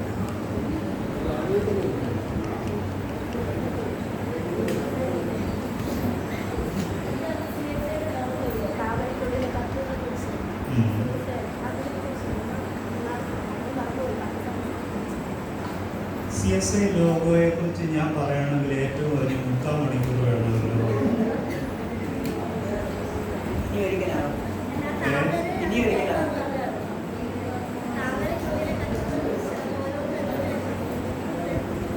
നിങ്ങൾ എത്ര സമയം ഇരിക്കും?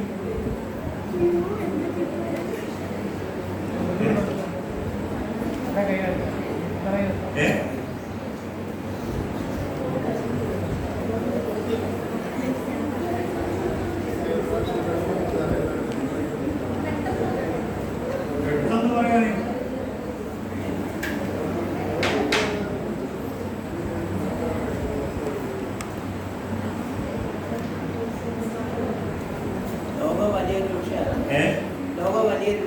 അതെ, എനിക്ക് ഞാൻ എവിടെ തുടങ്ങും എവിടെ അവസാനിപ്പിക്കും എന്നുള്ളതാണ് ഞാൻ ഇങ്ങനെ മറിച്ചുകൊണ്ടിരിക്കുന്നത്.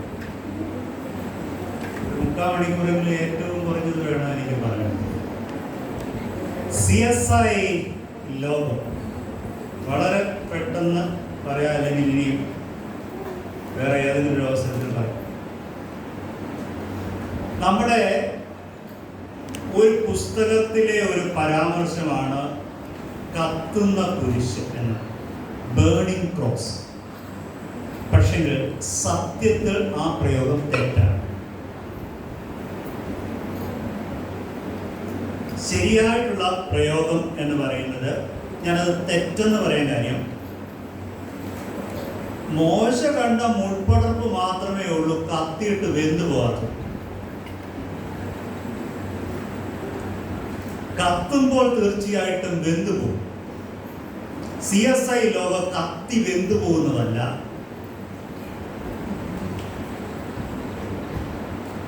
അത് കുരിശ് ഏന്തിയ രക്തോൽപ്പലം എന്നാണ് അതിൻ്റെ ശരിയായ പ്രയോഗം. കുരിശ് ഏന്തിയ രക്തോൽപ്പലം എന്ന് പറഞ്ഞാൽ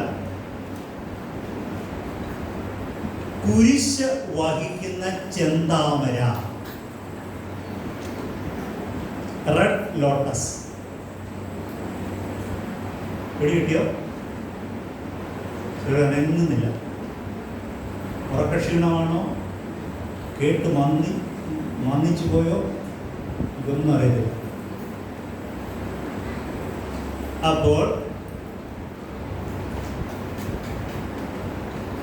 CSI ലോഗോയുടെ താമരയുടെ നിറം BJPയുടേതല്ല. BJP താമര എടുക്കുന്നതിനും മുൻപുള്ളതാണ് CSIയുടെ ലോഗോ.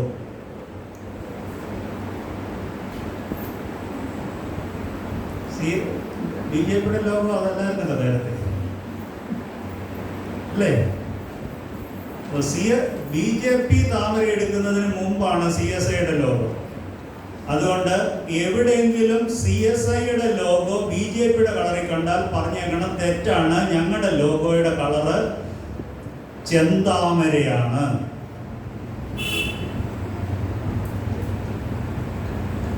അപ്പോൾ CSI ലോഗോയിലെ താമരയുടെ നിറം ചുവപ്പാണെങ്കിൽ കുരിശിന്റെ നിറം എന്താണ്?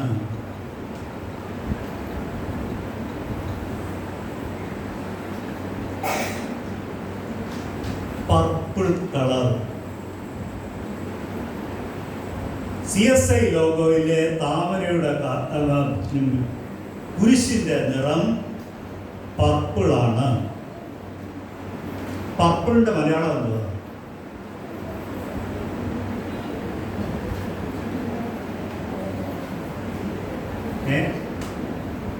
ധനവാൻ ധരിച്ച വസ്ത്രത്തിന്റെ നിറം എന്തായിരുന്നു?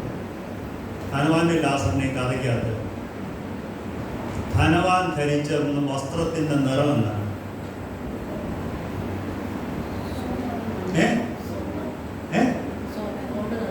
ഗോൾഡ്. ഏത് വേദപുസ്തകത്തിലാണെന്ന് പറയണേ. ധൂമ്ര വസ്ത്രവും പട്ടും ധരിച്ച്, ധൂമ്രം പർപ്പിൾ കളർ, ധൂമ്രം, ധൂമ്ര വസ്ത്രവും പട്ടും ധരിച്ച് അന്ന് പറയാൻ കാരണം വസ്ത്രത്തിന് കളർ നൽകാനായിട്ട് അന്ന് ഉപയോഗിച്ചിരുന്നത് കടലിൽ നിന്നെടുക്കുന്ന ചില ചിപ്പികളിലെ ചില രസങ്ങൾ. അതുകൊണ്ടാണ് രക്താംബരം വിൽക്കുന്നവൾ എന്ന് പറയുമ്പോൾ ഭയങ്കര കോസ്റ്റ്ലി. അത് കളർ കിട്ടാൻ പ്രയാസം. ഇന്ന് പ്രയാസമില്ല. അന്ന് അങ്ങനെയാണ് അതിനെ ഡൈ ചെയ്യുന്നത്. അപ്പോൾ പർപ്പിൾ കളറാണ് CSI ലോഗോയിലെ കുരിശിന്റെ നിറം. പർപ്പിൾ എന്നത്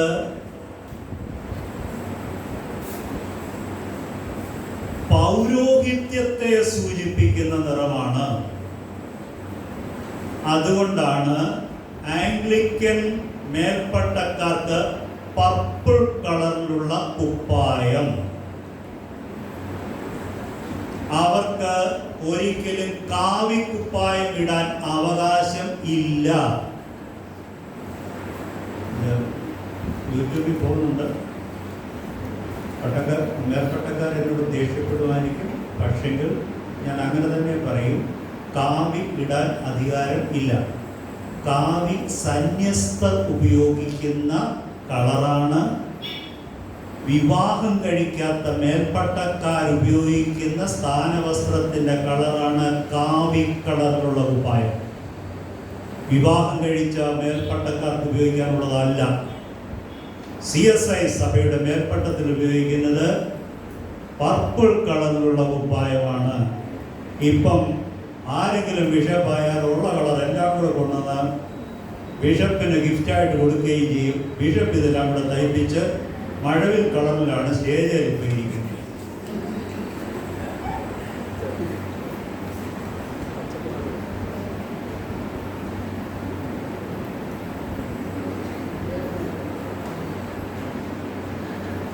ഇനിയും ഈ താമര ഇതിൽ ആലേഖനം ചെയ്തിരിക്കുന്നത്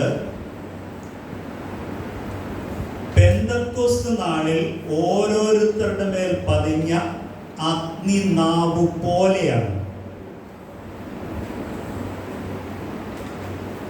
അവിടെ അഗ്നിയല്ല ഇറങ്ങിയത്. വേദോസ്തം പറയുന്നത് അഗ്നിനാവുകൾ പോലെ, അല്ലാതെ അഗ്നിയല്ല ഇറങ്ങിയത്. അവിടെ സിമിലിയാ ഉപയോഗിച്ചിരിക്കുന്ന അവിടെ ഉപമയാ ഉപയോഗിച്ചിരിക്കുന്നത്. അതുപോലെ അപ്പോൾ CSIയുടെ ലോഗോയിൽ ഉപയോഗിച്ചിരിക്കുന്ന താമര പിളർന്ന നാവുകൾ പോലെയാണ്. താമരയെ കുറിച്ച് മാത്രം പറഞ്ഞ് ഞാൻ അവസാനിപ്പിക്കാൻ കാരണം ഇത് തീരത്തില്ല. ഇപ്പം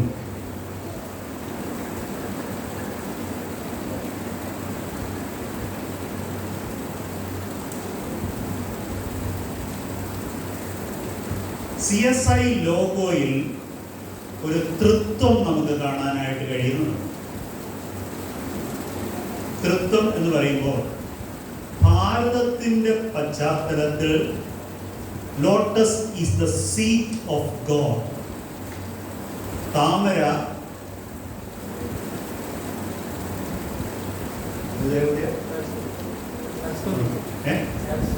സരസ്വതിയുടെ ഇരിപ്പിടമാണ്. അപ്പോൾ ലോഗോയിലെ താമര പിതാവായ ദൈവത്തെ സൂചിപ്പിക്കുന്നു. ലോഗോയിലെ കുരിശ് പുത്രനെ സൂചിപ്പിക്കുന്നു. താമരയുടെ ഇതളുകൾ പരിശുദ്ധാത്മാവിനെ സൂചിപ്പിക്കുന്നു. തൃത്വം ഉള്ളിലാക്കിയിരിക്കുന്ന ലോഗോയാണ് CSI ലോഗോ. CSI എന്ന പേര്, അതിൻ്റെ ഫുൾ ഫോം നമുക്കറിയാം, ചർച്ച് ഓഫ് സൗത്ത് ഇന്ത്യ. എന്നാൽ പുറത്ത് പറയാത്ത ഒരു അർത്ഥം CSI സഭയുടെ ലോഗോ രൂപകൽപ്പന ചെയ്ത പ്രൊഫസർ വസന്തൻ എന്ന ആള് ഒതുക്കി വെച്ചാണ് ഇത് ക്രമീകരിച്ചത്. Jesus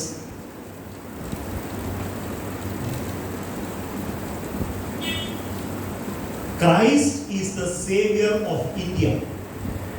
Christ is the savior of India. CSI.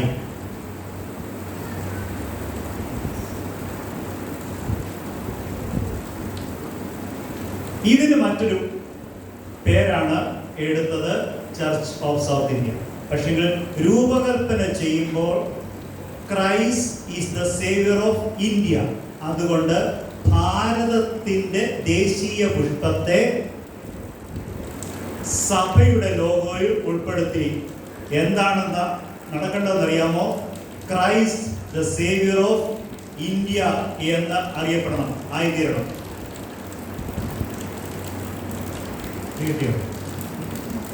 ഇനിയും താമരയുടെ പ്രത്യേകത, അത് സഭയാണെന്ന് സൂചിപ്പിക്കുന്നത്. ആമ്പൽ ആ വർഗത്തിൽ പെട്ടതാണ് അല്ലേ? എന്നാൽ നേരം വെളുക്കുമ്പോൾ ആമ്പൽ കൂമ്പും അല്ലേ? താമര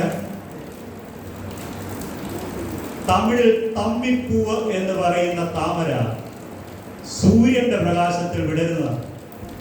കർത്താവ് പറഞ്ഞു, ഞാൻ ലോകത്തിന്റെ വെളിച്ചം.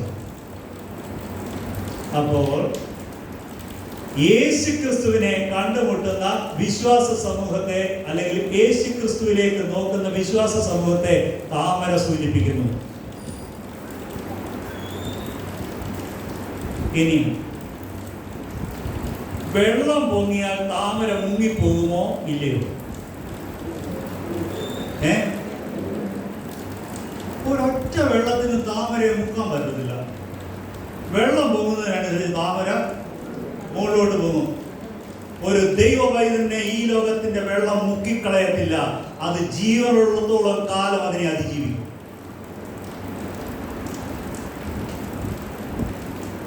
വേരില്ലാത്തത് മുങ്ങിപ്പോകും. പക്ഷെങ്കിൽ വേരുള്ളത് തണ്ട് നീട്ടി നീട്ടി നീട്ടി നീട്ടി നീട്ടി വെള്ളത്തിനനുസരിച്ച് പോകും. ഇനിയും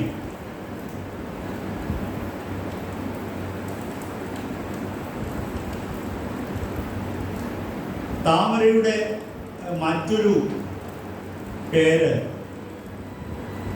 പങ്കജം അല്ലേ? പങ്കജം. എന്താ പങ്കജം എന്ന് പറഞ്ഞാൽ അർത്ഥം? That which is born in mud. ചെളിയിൽ ജനിച്ചത് പങ്കജം. ഒരു ദൈവ പൈതൽ ലോകത്തിന്റെ സകല വഷളത്വവും നിറഞ്ഞ ലോകത്തിലാണ് വളരുന്നത്. പക്ഷെങ്കിൽ പങ്കജത്തിൽ ചെളിയുടെ നിറവുമില്ല, മണവുമില്ല. പങ്കജത്തെ വെള്ളത്തിന് മുക്കിക്കളയാനും പറ്റത്തില്ല. നിങ്ങൾ ലോകത്തിലെങ്കിലും ലോകത്തിനുള്ളവരല്ല. ഈ ലോകത്തിലാണ് ജീവിക്കുന്നെങ്കിലും വ്യത്യസ്തരായിരിക്കണം. അപ്പോൾ ഈ താമര സഭയുടെ ദേശീയത്വത്തെ സൂചിപ്പിക്കുന്നു. ഈ താമര ആത്മീക അർത്ഥങ്ങളെ നമുക്ക് സൂചിപ്പിക്കുന്നു. ഇനിയും ഇതിൻ്റെ ഷേപ്പ് വൃത്തമാണ് അല്ലേ? CSI സഭയുടേത് അല്ലേ? വൃത്തമാണ്.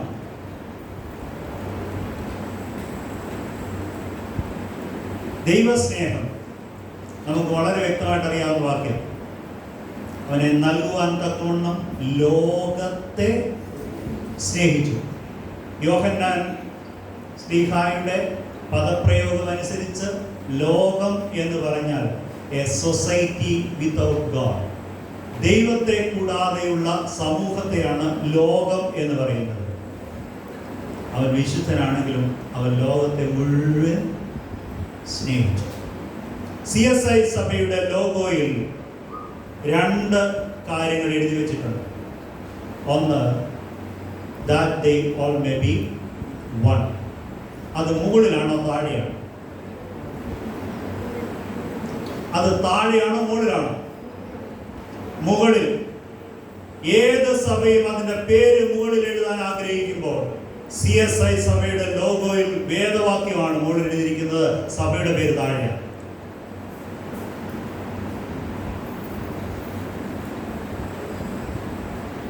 മനസ്സിലുണ്ടോ?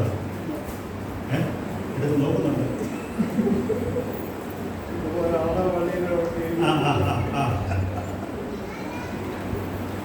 അങ്ങനെയാണെങ്കിൽ അഭിമാനിക്കുക. സഭ ഉയർത്തിപ്പിടിക്കുന്നത് ദൈവത്തിന്റെ വചനത്തെയാണ്. സഭയുടെ പേര് താഴെയാണ്. സഭയുടെ പേരും വേദവാക്യവും ചേർന്ന് ഒരു ഗ്ലോബാണ് രൂപപ്പെടുത്തിയിരിക്കുന്നത്. 2 സെമി സർക്കിൾ. ലോകത്തെ സ്നേഹിച്ചു. ഇത്രയും പറഞ്ഞ് ഞാൻ നിർത്തുകയാണ്. ഇനിയൊരു കുറഞ്ഞ അരമണിക്കൂറെങ്കിലും പറയാനായിട്ടുണ്ട്. ഇപ്പോൾ തന്നെ 1:15. എന്തെങ്കിലും ചോദിക്കാനുണ്ടെങ്കിൽ ചോദിച്ചിട്ട് ക്ലോസ് ചെയ്യാം. എന്തോ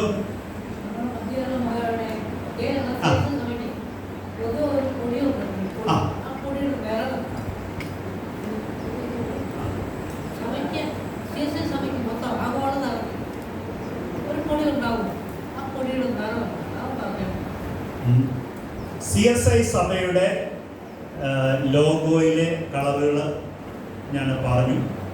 അതിന് ബാക്ക്ഗ്രൗണ്ട് വൈറ്റ് ആണ്. ബാക്കി കളറുകൾ ഞാൻ പറഞ്ഞു. ഡീറ്റെയിൽ ആയിട്ട് എടുക്കാൻ പറ്റില്ല. എന്നാൽ മധ്യകേരള മഹായിടവകയ്ക്ക് ഒരു ലോഗോയുണ്ട്. മധ്യകേരള മഹായിടവകയുടെ ലോഗോയാണ് ജ്ഞാനനിക്ഷേപത്തിലൊക്കെ മുദ്രണം ചെയ്യുന്നത്.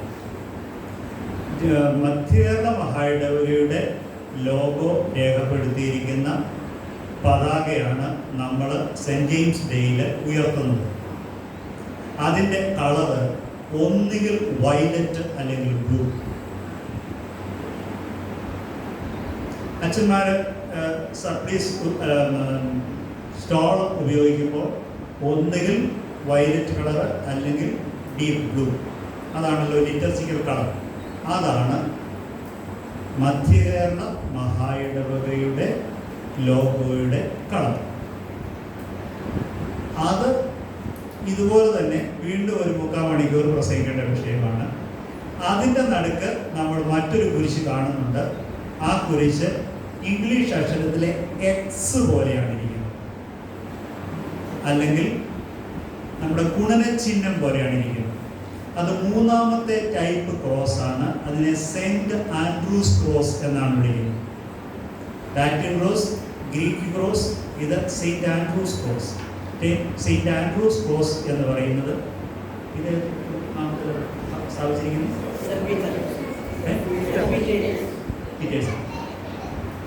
സെയിന്റ് ആൻഡ്രൂസ് ക്രോസ് എന്ന് പറയാൻ കാരണം സെയിന്റ് ആൻഡ്രൂവിനെ കുരിശിൽ തൂക്കി കൊല്ലാനായിട്ട് വന്നപ്പോൾ സെയിന്റ് ആൻഡ്രൂവിന് ഉണ്ടാക്കിയ കുരിശെന്ന് പറയുന്നത് എക്സ് ആകൃതിയിലുള്ള കുരിശാണ്. അപ്പോൾ മുകളിലോട്ടുള്ള ഭാഗങ്ങളിൽ കൈ രണ്ടും വലിച്ചു വെച്ച് കെട്ടിവെച്ചു. താഴോട്ടുള്ള ഭാഗത്ത് കാലും 2 ഭാഗത്തോട്ട് വലിച്ചു വെച്ച് കെട്ടി. എന്നിട്ട് വെള്ളവും കൊടുത്തിട്ടില്ല, ആഹാരം കൊടുത്തില്ല. പട്ടിണി കിടന്ന് കുരിശ് കിടന്ന് വെച്ചു. ആ കുരിശാണ് നമ്മുടെ മധ്യകേരള മഹായിടവയുടെ ലോഗോയുടെ മധ്യത്തിൽ കാണുന്ന കുരിശ് സെയിൻറ്റ് ആൻഡ്രൂസ് ക്രോസ്. എന്നാൽ സെയിൻറ്റ് ആൻഡ്രൂസ് ക്രോസിന്റെ നടുക്ക് ഒരു ശൂലമുണ്ട്. ശ്രദ്ധിച്ചിട്ടുണ്ടോ?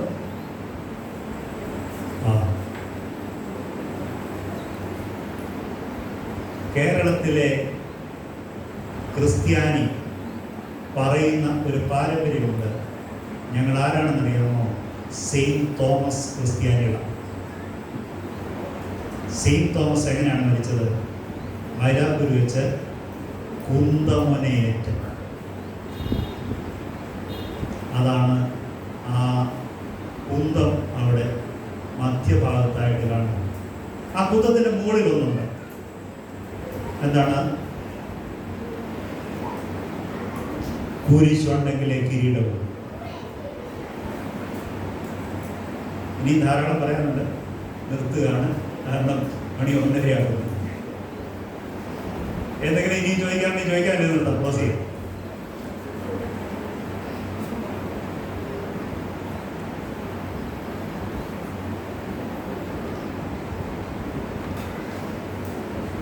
നിങ്ങൾ ചോദിക്കാത്തതും എന്നാൽ കുരിശിനെ കുറിച്ച് ഇത്രയും പറഞ്ഞതും ലെൻഡിലേക്ക് പ്രവേശിക്കുകയും ചെയ്യുമ്പോൾ ഞാൻ പറയാൻ ആഗ്രഹിക്കുന്ന ഒരു കാര്യം കൂടെ. CSI ആരാധനയിൽ കുരിശ് വരെ ഉണ്ടോ? ഇല്ല. എന്തുകൊണ്ടായിരിക്കും?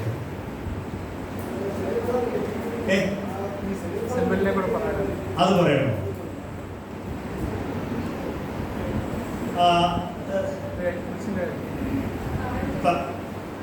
എന്തോ കൊയർ സ്റ്റോളുകളിലും ലിറ്ററി ടേബിളുകളിലും, അതായത് ശുശ്രൂഷ പീഠങ്ങളിലും നാം കാണുന്ന ഒരു രൂപമാണ് ഇത്. ഇത് ഇവിടെ ആലേഖനം ചെയ്തിരിക്കുന്നത് ഏതാണ്ട് ഭംഗിയായിട്ടാണ്. പക്ഷെങ്കിൽ ഇത് പലയിടത്തും വികൃതമായിട്ട് ആലേഖനം ചെയ്തിരിക്കുന്ന സ്ഥലങ്ങളുമുണ്ട്. ചില സ്ഥലങ്ങളിൽ നിങ്ങൾ ചെന്നാൽ ഈ ലിറ്ററി ടേബിളിൽ ഈ വളഞ്ഞു നിൽക്കുന്ന ഭാഗത്ത് ധാരാളം തൂവലുകൾ. ഇനി നോക്കണം, മലപ്പള്ളി പള്ളി ഉണ്ട്, അതിൽ ധാരാളം തൂവലുകളുണ്ട് ഈ രണ്ട് വശത്തും. ഇത് മുകളിലേക്ക് പറന്നുയരുന്ന ഒരു പ്രാവിന്റെ രൂപമാണ്. ചിറകടിച്ച് പറന്നുയരുന്ന പ്രാവിന്റെ രൂപം. എന്തുകൊണ്ടാണ് കൊയർ സ്റ്റോളിലും ലിറ്റനി ടേബിളുകളിലും ഈ ഒരു പ്രാവിന്റെ ഈ തരത്തിലുള്ള ഒരു ആപ്പ് ഇരിക്കുന്നു? ഗായക സംഘത്തിന്റെ സ്റ്റോളിൽ നിർബന്ധമായിട്ടും ഇതുണ്ട്. നിങ്ങൾ ആത്മാവ് നിറഞ്ഞവരായി സങ്കീർത്തനങ്ങളാലും സ്തുതികളാലും ആത്മീക ഗീതങ്ങളാലും ബുദ്ധി കൊണ്ടും പാടും, ആത്മാവ് കൊണ്ടും പാടും. ഗായക സംഘത്തിൽ സ്റ്റോളിലിരിക്കുന്ന വ്യക്തികളോട് പറയുകയാണ്, ബുദ്ധി കൊണ്ടുള്ള പാടുന്നത് ആത്മാവിലാണ് പാടുന്നത്. ആത്മാവ് നിറഞ്ഞവരായി സങ്കീർത്തനങ്ങളാലും സ്തുതികളാലും ആത്മീയ ഗീതങ്ങളാലും. അതുകൊണ്ടാണ് ഒരു ഫ്യൂണറൽ സർവീസിന് പോലും സങ്കീർത്തനം വായിക്കുമ്പോൾ എഴുന്നേറ്റ് നിൽക്കാൻ പറയുന്നത്. കാരണം CSI സഭയിൽ ലിറ്റർജി ഉപയോഗിക്കുമ്പോൾ ഇരുന്നുകൊണ്ട് പാടുന്നില്ല. സങ്കീർത്തനവും പാട്ടിൽ ഉൾപ്പെടുത്തിയിരിക്കുന്നതുകൊണ്ട് ഒരു ഫ്യൂണറൽ സർവീസിന് പോലും സങ്കീർത്തനം വായിക്കുമ്പോൾ ലീഡർ പറയും, എല്ലാവർക്കും എഴുന്നേറ്റ് നിൽക്കാം, ഇപ്പോൾ സങ്കീർത്തനം വായിച്ചു കേൾക്കാം, അല്ലെങ്കിൽ സങ്കീർത്തനം വായിച്ചു കേൾക്കാം. നിങ്ങൾ എങ്ങനെ പാടുന്നറിയാമോ? ആത്മാവ് നിറഞ്ഞവരായി സങ്കീർത്തനങ്ങളാലും സ്തുതികളാലും ആത്മീക ഗീതങ്ങളാലും തമ്മിൽ പ്രബോധിപ്പിക്കണം, സൂചിപ്പിക്കണം. കുരിശ് വരയ്ക്കാത്തതിൻ്റെ കൂടെ പറഞ്ഞ് അവസാനിപ്പിക്കാം. CSI സഭയ്ക്ക് കുരിശ് വരയുണ്ടോ? ഇല്ലേ? CSI സഭയ്ക്ക് കുരിശ് വരയുണ്ടോ ഇല്ലയോ? എന്ത്? അച്ഛൻ തെറ്റി വരയ്ക്കും. നിങ്ങളാരും പഠിക്കാറില്ല. CSI സഭയ്ക്ക് കുരിശ് വര ഉണ്ടോ എന്ന് ചോദിച്ചാൽ ഉണ്ട്. എന്നാൽ അതിൻ്റെ ഒരു പ്രത്യേകത. ഒരു കുഞ്ഞിനെ സ്നാനപ്പെടുത്താൻ കൊണ്ടുവരുമ്പോൾ നാണിക്കരുത് എന്നുള്ള ലക്ഷ്യമായി നാം ഇവനിൽ ഇവളിൽ കുരിശിന്റെ അടയാളം വരയ്ക്കുന്നു. അങ്ങനെ കുരിശടയാളം വരയ്ക്കപ്പെടാത്ത ആരും ഇടില്ല അല്ലേ? അപ്പോൾ കുരിശ് വരച്ചു. ഒരു പള്ളിക്ക് അല്ല ഒരു വീടിന് തറക്കല്ലിടുമ്പോൾ കുരിശ് വരയ്ക്കും. മധുവായിൽ വരുന്ന മുട്ടുകുത്തുമ്പോൾ പട്ടക്കാരൻ കുരിശ് വരയ്ക്കും. പക്ഷേ CSI സഭയുടെ കുരിശ് വരയുടെ പ്രത്യേകത സ്വയം കുരിശ് വരയ്ക്കത്തില്ല. പിടികിട്ടിയോ? സ്വയം കുരിശ് വരയ്ക്കത്തില്ല. കാരണം CSI സഭ പ്രൊട്ടസ്റ്റന്റ് സഭ വിഭാഗത്തിൽപ്പെട്ടതാണ്. പ്രൊട്ടസ്റ്റ് എന്ന് പറഞ്ഞാൽ എന്താ? സാറേ, പ്രൊട്ടസ്റ്റ് എന്ന് പറഞ്ഞാൽ എതിർപ്പ്. എനിക്കതിനോട് യോജിപ്പില്ല. ആ കാര്യത്തെ ഞാൻ നിരാകരിക്കുന്നു. ഒരു കാലഘട്ടത്തിൽ പാപമോചന ചീട്ട് വിറ്റ കാലത്ത് അനുഷ്ഠാനങ്ങൾ, വിശ്വാസം പ്ലസ് പ്രവൃത്തി കൊണ്ട് രക്ഷ എന്ന് സഭ പഠിപ്പിച്ചപ്പോൾ രക്ഷ എന്ന് പറയുന്നത് വിശ്വാസത്താൽ മാത്രമാണ് എന്നാണ് മാർട്ടിൻ ലൂതർ ഉയർത്തിക്കാണിച്ചത്. അപ്പോൾ എനിക്ക് രക്ഷയുടെ അനുഭവത്തിലേക്ക് പ്രവേശിക്കാൻ സാധിക്കുന്നത് എൻ്റെ വിശ്വാസം കൊണ്ട് മാത്രമാണ്, അല്ലാതെ ഇങ്ങനെ ഒരു പ്രവൃത്തി കൂടെ ചെയ്തിട്ടല്ല. അപ്പോൾ CSI സഭാംഗം സ്വയം കുരിശ് വരയ്ക്കാത്തതിന്റെ കാരണം എൻ്റെ വിശ്വാസം മാത്രം മതി രക്ഷയ്ക്ക്. കുരിശ് വരയ്ക്കുന്നത് ഒരു പ്രവൃത്തിയായിട്ട് വ്യാഖ്യാനം ചെയ്തുകൊണ്ട് പ്രവൃത്തിയിലൂടല്ല രക്ഷ എന്ന് മറ്റുള്ളവരോട് പറയാനായിട്ട് നമ്മൾ ഒരു മുഖാന്തരമാക്കി തീർത്തിരിക്കുകയാണ്. ഞാൻ കുരിശ് വരയ്ക്കുന്നില്ല എന്ന് പറഞ്ഞാൽ പ്രവൃത്തി കൊണ്ടല്ല ഞാൻ രക്ഷപ്പെടുന്നത് വിശ്വാസം കൊണ്ടാണ്. അപ്പോൾ എൻ്റെ വിശ്വാസം മാത്രം മതി രക്ഷയ്ക്ക്. വിശ്വാസം പ്ലസ് ഈ പ്രവൃത്തിയുടെ വേണ്ട. എൻ്റെ പ്രൊട്ടസ്റ്റാണ് ഞാൻ കാണിക്കുന്നത്, എതിർപ്പ്. പ്രവൃത്തിയാലുള്ള രക്ഷ എന്ന് ആരെങ്കിലും പറഞ്ഞാൽ അത് ഞാൻ എതിർക്കും.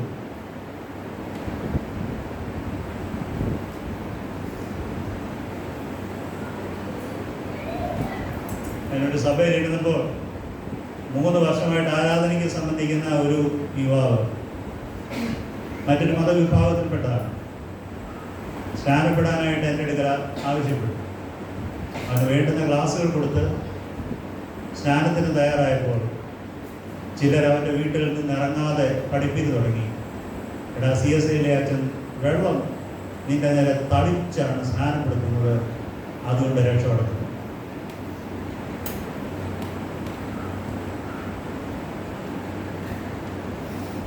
പ്രവൃത്തി കൊണ്ടാണോ രക്ഷ, അത് വിശ്വാസം കൊണ്ടാണ്? ഞാൻ പറഞ്ഞു CSI സഭയ്ക്ക് മുഴുവൻ സ്നാനമില്ലെന്ന് അവനോട് ആരാ പറഞ്ഞു?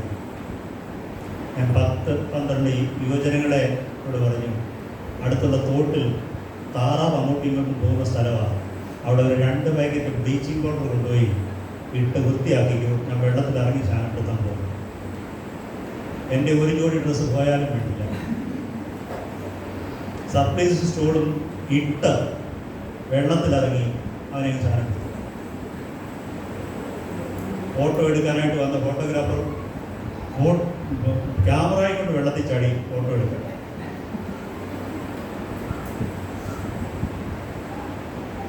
പ്രവൃത്തിയാണ് പ്രധാനമെന്ന് പറഞ്ഞ് പഠിപ്പീര് കൊണ്ട് വരുമ്പോൾ CSI സഭാംഗങ്ങൾ പറയണം, ഞാൻ എതിർക്കുന്നു. എനിക്ക് നല്ല എതിർപ്പ് ആ കാര്യത്തിലുണ്ട്. ഒരു പ്രവൃത്തി കൊണ്ടല്ല രക്ഷപ്പെടുന്നത്, വിശ്വാസത്താലാണ്. കൃപയാലല്ലോ നമ്മൾ വിശ്വാസം മൂലം രക്ഷിക്കപ്പെട്ടിരിക്കുന്നത്, അതിന് പ്രവൃത്തികളും കാരണം അല്ല. എൻ്റെ പ്രവൃത്തി കൊണ്ടല്ല ഞാൻ രക്ഷപ്പെട്ടിരിക്കുന്നത്, എൻ്റെ വിശ്വാസം മാത്രം. അതുകൊണ്ടാണ് സ്വയം കുരിശ് വരയ്ക്കാത്തത്. എന്നാൽ മറ്റുള്ള വസ്തുക്കളിലും വ്യക്തികളിലും കുരിശ് വരയ്ക്കുന്നു. കുരിശിന്റെ അടയാളം തെറ്റല്ല, പക്ഷേ പ്രവൃത്തിയിലൂടെ വിശ്വാസവും പ്രവൃത്തിയും കൂടെ വേണം രക്ഷയ്ക്ക് എന്ന് പറയുന്ന പഠിപ്പീരിനെ ഞാൻ എതിർക്കും. അതാണ് നമ്മൾ കുരിശ് വരയ്ക്കാതെ നേരെ നിന്നുകൊണ്ട് മറ്റുള്ളവരോട് മൂകമായിട്ട് പറയുന്നത് വിശ്വാസം മാത്രമല്ല. ഇവിടെ നിർത്താം. മണി 1:30 കഴിഞ്ഞു.